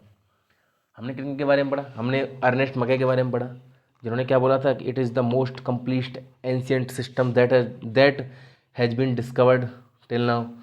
ऐसी REM व्हीलर, ये क्या बोलते हैं, इन्होंने बोला था कि भाई साहब जब हम आर्यों के बारे में पढ़ते हैं, तो आर्यों में एक देवता का इस्तेमाल होता है, एक देवता की पूजा करते, जिसको क्या बोलते थे, वो इंद्र बोलते थे। इंद्र का मतलब क्या होता था, इंद्र को क्या बोलते, वो पुरंदर बोलते थे। क्या बोलते थे वो, पुरंदर। देखिए एक तो ना यहाँ पे ये जो पुरंदर लिखा हुआ है, पता नहीं क्या लिख गया है एसएनसीईआरटी में, यहाँ लिखा हुआ है क्या बोलते थे, पुरंदर। पुरंदर, इसका मतलब क्या होता है, फोर्ट डिस्ट्रॉयर। मतलब महलों को तबाह करने वाला। तो व्हीलर बोलते हैं अगर ऐसा है, अगर उनका देवता महलों को तबाह करता है तो वो महल थे कहाँ? उस वक्त महल तो थे नहीं। महल का मतलब जो सिटाडेल वगैरह बने हुए थे वो तो इंडस वैली सिविलाइजेशन के लोगों के बने हुए थे। तो उन्होंने थ्योरी दी कि पक्का इनके राजाओं ने इनको तहस नहस किया होगा, इसीलिए वो पूजा करते थे पुरंदर की। ये उनकी थ्योरी है, मैं बता रहा हूँ, आपको बता दिया है। लेकिन ये सब बिल्कुल ही झूठ है, आर्यों का कोई संबंध इससे नहीं है। अच्छा, इसमें एक जगह है इंडस वैली सिविलाइजेशन की, डेड मैन लेन बोलते हैं जिसको, एक नैरो वैली है जिसके अंदर कई सारे कंकाल एक साथ पाए गए थे। इसको अब याद रख, डेड मैन लेन बोलते हैं। इतना कोई काम की चीज़ ये है नहीं। अब बात करते हैं, देखिए शुरू से कि हड़प्पन सिविलाइजेशन खोजा कैसे गया था। जैसा कि मैंने आपको बताया था कि सबसे पहले जो अपने डायरेक्टर जनरल थे कनिंगम थे, उनका नाम क्या था? Alexander Cunningham, the first DG of ASI, director general of ASI. मैंने आपको बोला कि पहले इनको पता ही नहीं था कि भाई कोई इंडस वैली सिविलाइजेशन की चीज़ है। कई सारी चीज़ें इनके पास पहले भी आ चुकी, इसी पैराग्राफ में ये सब लिखा हुआ है, कई सारी चीज़ें पहले भी इनके पास आई थी खुद खुद के। कभी ईंट निकल आई, कभी कोई पॉटरी निकल आई। इन्होंने सोचा कि भाई वही होगा, इन्होंने तो वही अपनी हिस्ट्री समझी हुई थी कि मौर्य काल, गुप्त काल। इन्होंने पता भी नहीं था कि इतना पुराना सिस्टम भी इंडिया में रह चुका है। अच्छा, तो इसलिए ये कुछ ज़्यादा कुछ कर नहीं पाए थे, तो इसलिए लिखा हुआ है कनिंगम्स कन्फ्यूजन। उनकी कन्फ्यूजन थी बहुत। वो सोचते थे कि जो बुद्धिस्ट जो टेक्स्ट हैं जिनमें अपनी हिस्ट्री के बारे में मौर्य, गुप्त, उन राजाओं के बारे में लिखा हुआ है, वही राजाओं से अपनी हिस्ट्री होगी असली, ज़्यादा पुरानी, उससे पुरानी अपनी हिस्ट्री नहीं है। लेकिन जैसे ही उन्होंने देखा, और सुनो, मतलब तुम यकीन, अब देखो, जॉन मार्शल ने जाके तो 1921 में खोजा था इसको, ठीक है। जॉन मार्शल ने तो इसका नाम रखा था, लेकिन कनिंगम थे 1861 में। 1875 के आसपास उनके पास एक सील आई थी, वही सब इस तरह की सील निकली है। उन्होंने इसका चित्र ही बनाया था अपनी किताब में। देखिए इस पे क्या, इस पे इस तरह लिखा हुआ था इन्होंने, एक हिरन टाइप का कुछ छपा हुआ है। तो मतलब इनके पास सामान तो बहुत पहले से आ गया था, लेकिन उन्होंने सोचा नहीं था कभी भी कि इस तरह की कोई अलग ही सिविलाइजेशन है जो ज़मीन के अंदर दफन हुई पड़ी है, ठीक है। ये दिक्कत एक हुई होगी। अच्छा, अब देखिए मैं आपको कुछ समझाने की कोशिश करता हूँ, ये समझना आपके लिए बहुत ज़रूरी है। एक इंपॉर्टेंट चीज़ समझिए, देखिए जैसे यहाँ पे चित्र देखिए, ये चित्र बना हुआ है। एक गलती उन पे क्या हुई हड़प्पा को खोजते वक्त, बोलते हैं ना कि हड़प्पा में एक तो वैसे ही लोग वहाँ की ईंटें लेके भाग गए थे, एक तो इस वजह से हड़प्पन सिविलाइजेशन का नुकसान वैसे ही बहुत ज़्यादा हुआ था इस वजह से, और उसमें दिक्कत है। एक दूसरा नुकसान भी है कि भाई साहब जब इन्होंने खुदवाया था, मतलब जो जॉन मार्शल के टाइम की बात कर रहा हूँ, इन्होंने तो कनिंगम को तो पता ही नहीं चला था। जॉन मार्शल 1921 की बात है, जब इसी सभ्यता के बारे में पता चला, फिर उन्होंने खुदाई वुदाई चालू की। तो ये खुदाई इस तरह से करवाते थे ये लोग, जैसे ये पूरी मिट्टी है, मिट्टी का एक तरह से टोपोग्राफी बनी हुई है, ये पूरा का पूरा सिस्टम खुदवा लिया, इसमें क्या क्या निकला वो देख लिया, इतना हिस्सा फिर खुदवा लिया, इसमें क्या क्या निकला वो देख लिया। समझ रही बात को? लेकिन आप समझने की कोशिश करिए, सभ्यता इस तरह की नहीं होती। देखिए आपको लेयर्स दिख रही होंगी, दिख रही ना? लेयर्स क्या होती है, इसका मतलब आपने एक चीज़ देखोगी, आप जिस गांव शहर में भी आप रह रहे होंगे, वो उसकी हाइट धीरे धीरे बढ़ती जा रही है। कैसे? हर बार जैसे नया रोड बनता है वो और ऊंचा हो जाता है, इसलिए लोग अपने जो घरों को पहले से इतना ऊंचा बनाते हैं कि जिससे कई सालों तक वो घर सस्टेन कर सके। वो लेयर्स क्यों बढ़ती जाती हैं? क्योंकि आप जहाँ रहते हो वहाँ बहुत सारी मिट्टी जमती जाती है उस जगह पे। समझ रहे बात को? तो असली में खुदाई तो लेयर ऐसा नहीं, कोई ज़रूरी तो है नहीं लेयर सीधी सीधी जमी हो, तो हर लेयर का एक अपना मतलब होता है। अभी जो लेयर जमेगी वो आज का टाइम दिखाएगी, आज से 100 साल बाद की जो लेयर जम जाएगी उस जगह पे और ऊंचा हो जाएगी वो जगह, वो 100 साल बाद की हिस्ट्री दिखाएगी। इन्होंने जो खोदा था वो डायरेक्ट डायरेक्ट खोद लिया, इतना दिमाग नहीं लगाया था कि लेयर्स वगैरह का इस्तेमाल करके बहुत ढंग से खोदना है। तो देखिए, तो ये सबसे बड़ी दिक्कत हुई थी, इसलिए थोड़ा इनको दिक्कत ज़्यादा हुई थी। मतलब जॉन मार्शल के टाइम इन्होंने किस चीज़ का ध्यान नहीं दिया था, इन्होंने स्ट्रेटिग्राफी का ध्यान नहीं दिया। स्ट्रेटिग्राफी क्या होता है? ये इन लेयर्स की स्टडी को क्या बोलते हैं? स्ट्रेटिग्राफी कि लेयर्स की, देखिए अब टेढ़ी टेढ़ी लेयर है, ये किसी और टाइम की लेयर है, ये किसी और टाइम की, ये किसी और टाइम। अगर एक साथ इनको खोद लेंगे तो सब कुछ मिक्स नहीं हो जाएगा क्या? पता ही नहीं चलेगा कि कौन सा सामान किस टाइम का है। समझ रहे बात को? तो इस चीज़ का इन्होंने ध्यान नहीं दिया।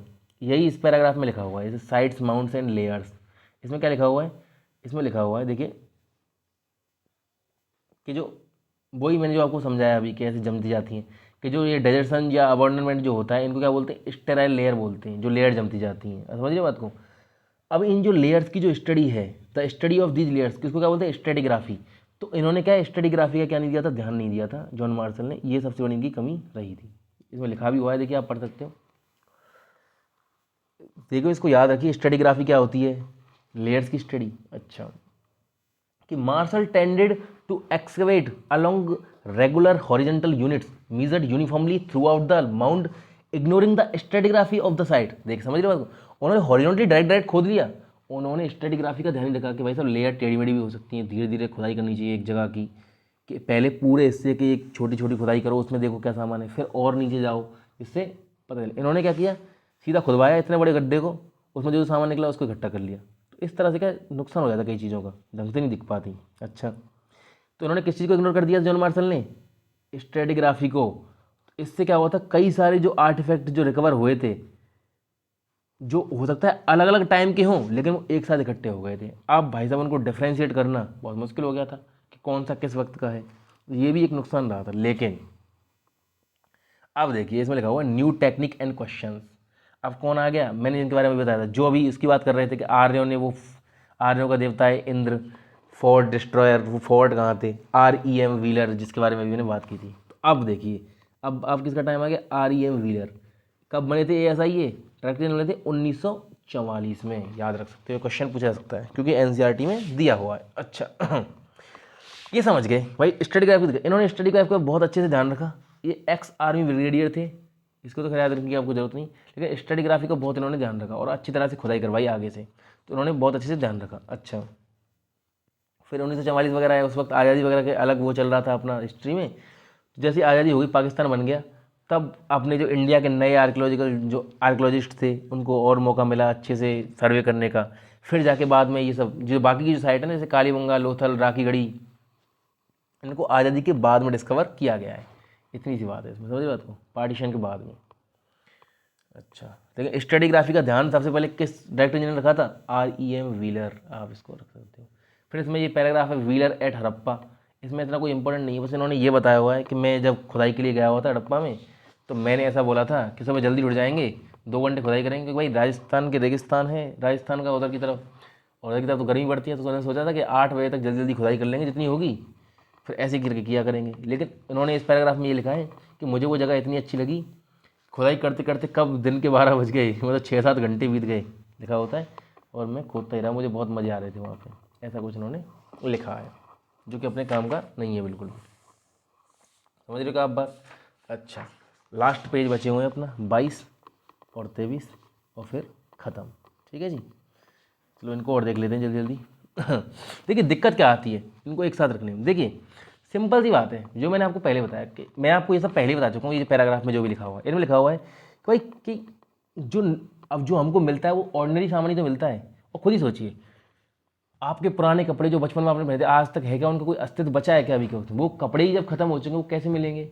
तो ऐसी कई सारी चीज़ें जो खत्म हो जाती हैं समय के साथ, क्या हो जाती हैं, डिकम्पोज हो जाती हैं। तो ज़्यादातर चीज़ें तो बच ही नहीं पाती। जो बचता है क्या बचता है, स्टोन बचता है, बर्न्ट क्ले बचती है, मतलब टेराकोटा वगैरह, मेटल बच जाते हैं, ये सब चीज़ें ही बच पाती हैं, बाकी सब चीज़ें तो खत्म ही हो जाती हैं। इसलिए हिस्टोरियंस मतलब जो इतिहासकारों ने बड़ी दिक्कत आती है। और हाँ, जो वैल्यूबल जो artifact that are found intact with either lost in the past और होर्डेड एंड नेवर रिट्रीव्ड। और हो सकता है कोई वैल्यूएबल जो आर्टिफैक्ट जो रहे होंगे, जिनको कहीं पे गाड़ दिया होगा किसी ने, जैसे आज को किसी ने कोई सोना गाड़ दिया, किसी को मिला ही नहीं हुआ आज तक। भाई पूरे इतने बड़े एरिया को ऐसे तो खोदा नहीं जा सकता, वहाँ पे लोग रह रहे हैं, पहले शहर बसे हुए हैं, आज में ऐसा तो है नहीं कि सबको खोदा जा सकता है।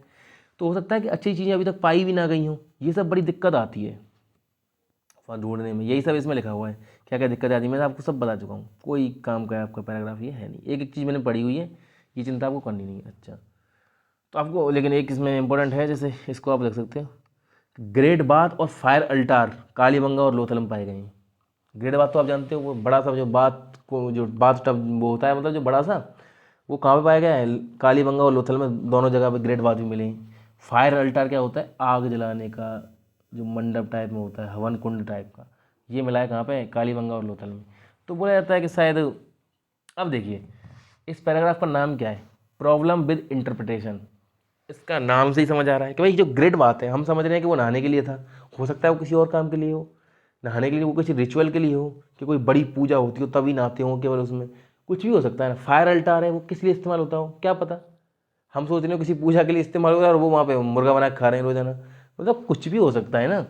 तो ये इंटरप्रिटेशन के साथ प्रॉब्लम आती है हिस्ट्री में, बड़े हिसाब से लिखा हो। अच्छा, फिर एक सील पाई गई है, ये देखो सील, इस पर एक बोलना टाइप का ये जो छपे हुए हैं, ये ऊपर सींग है इनकी, ठीक है।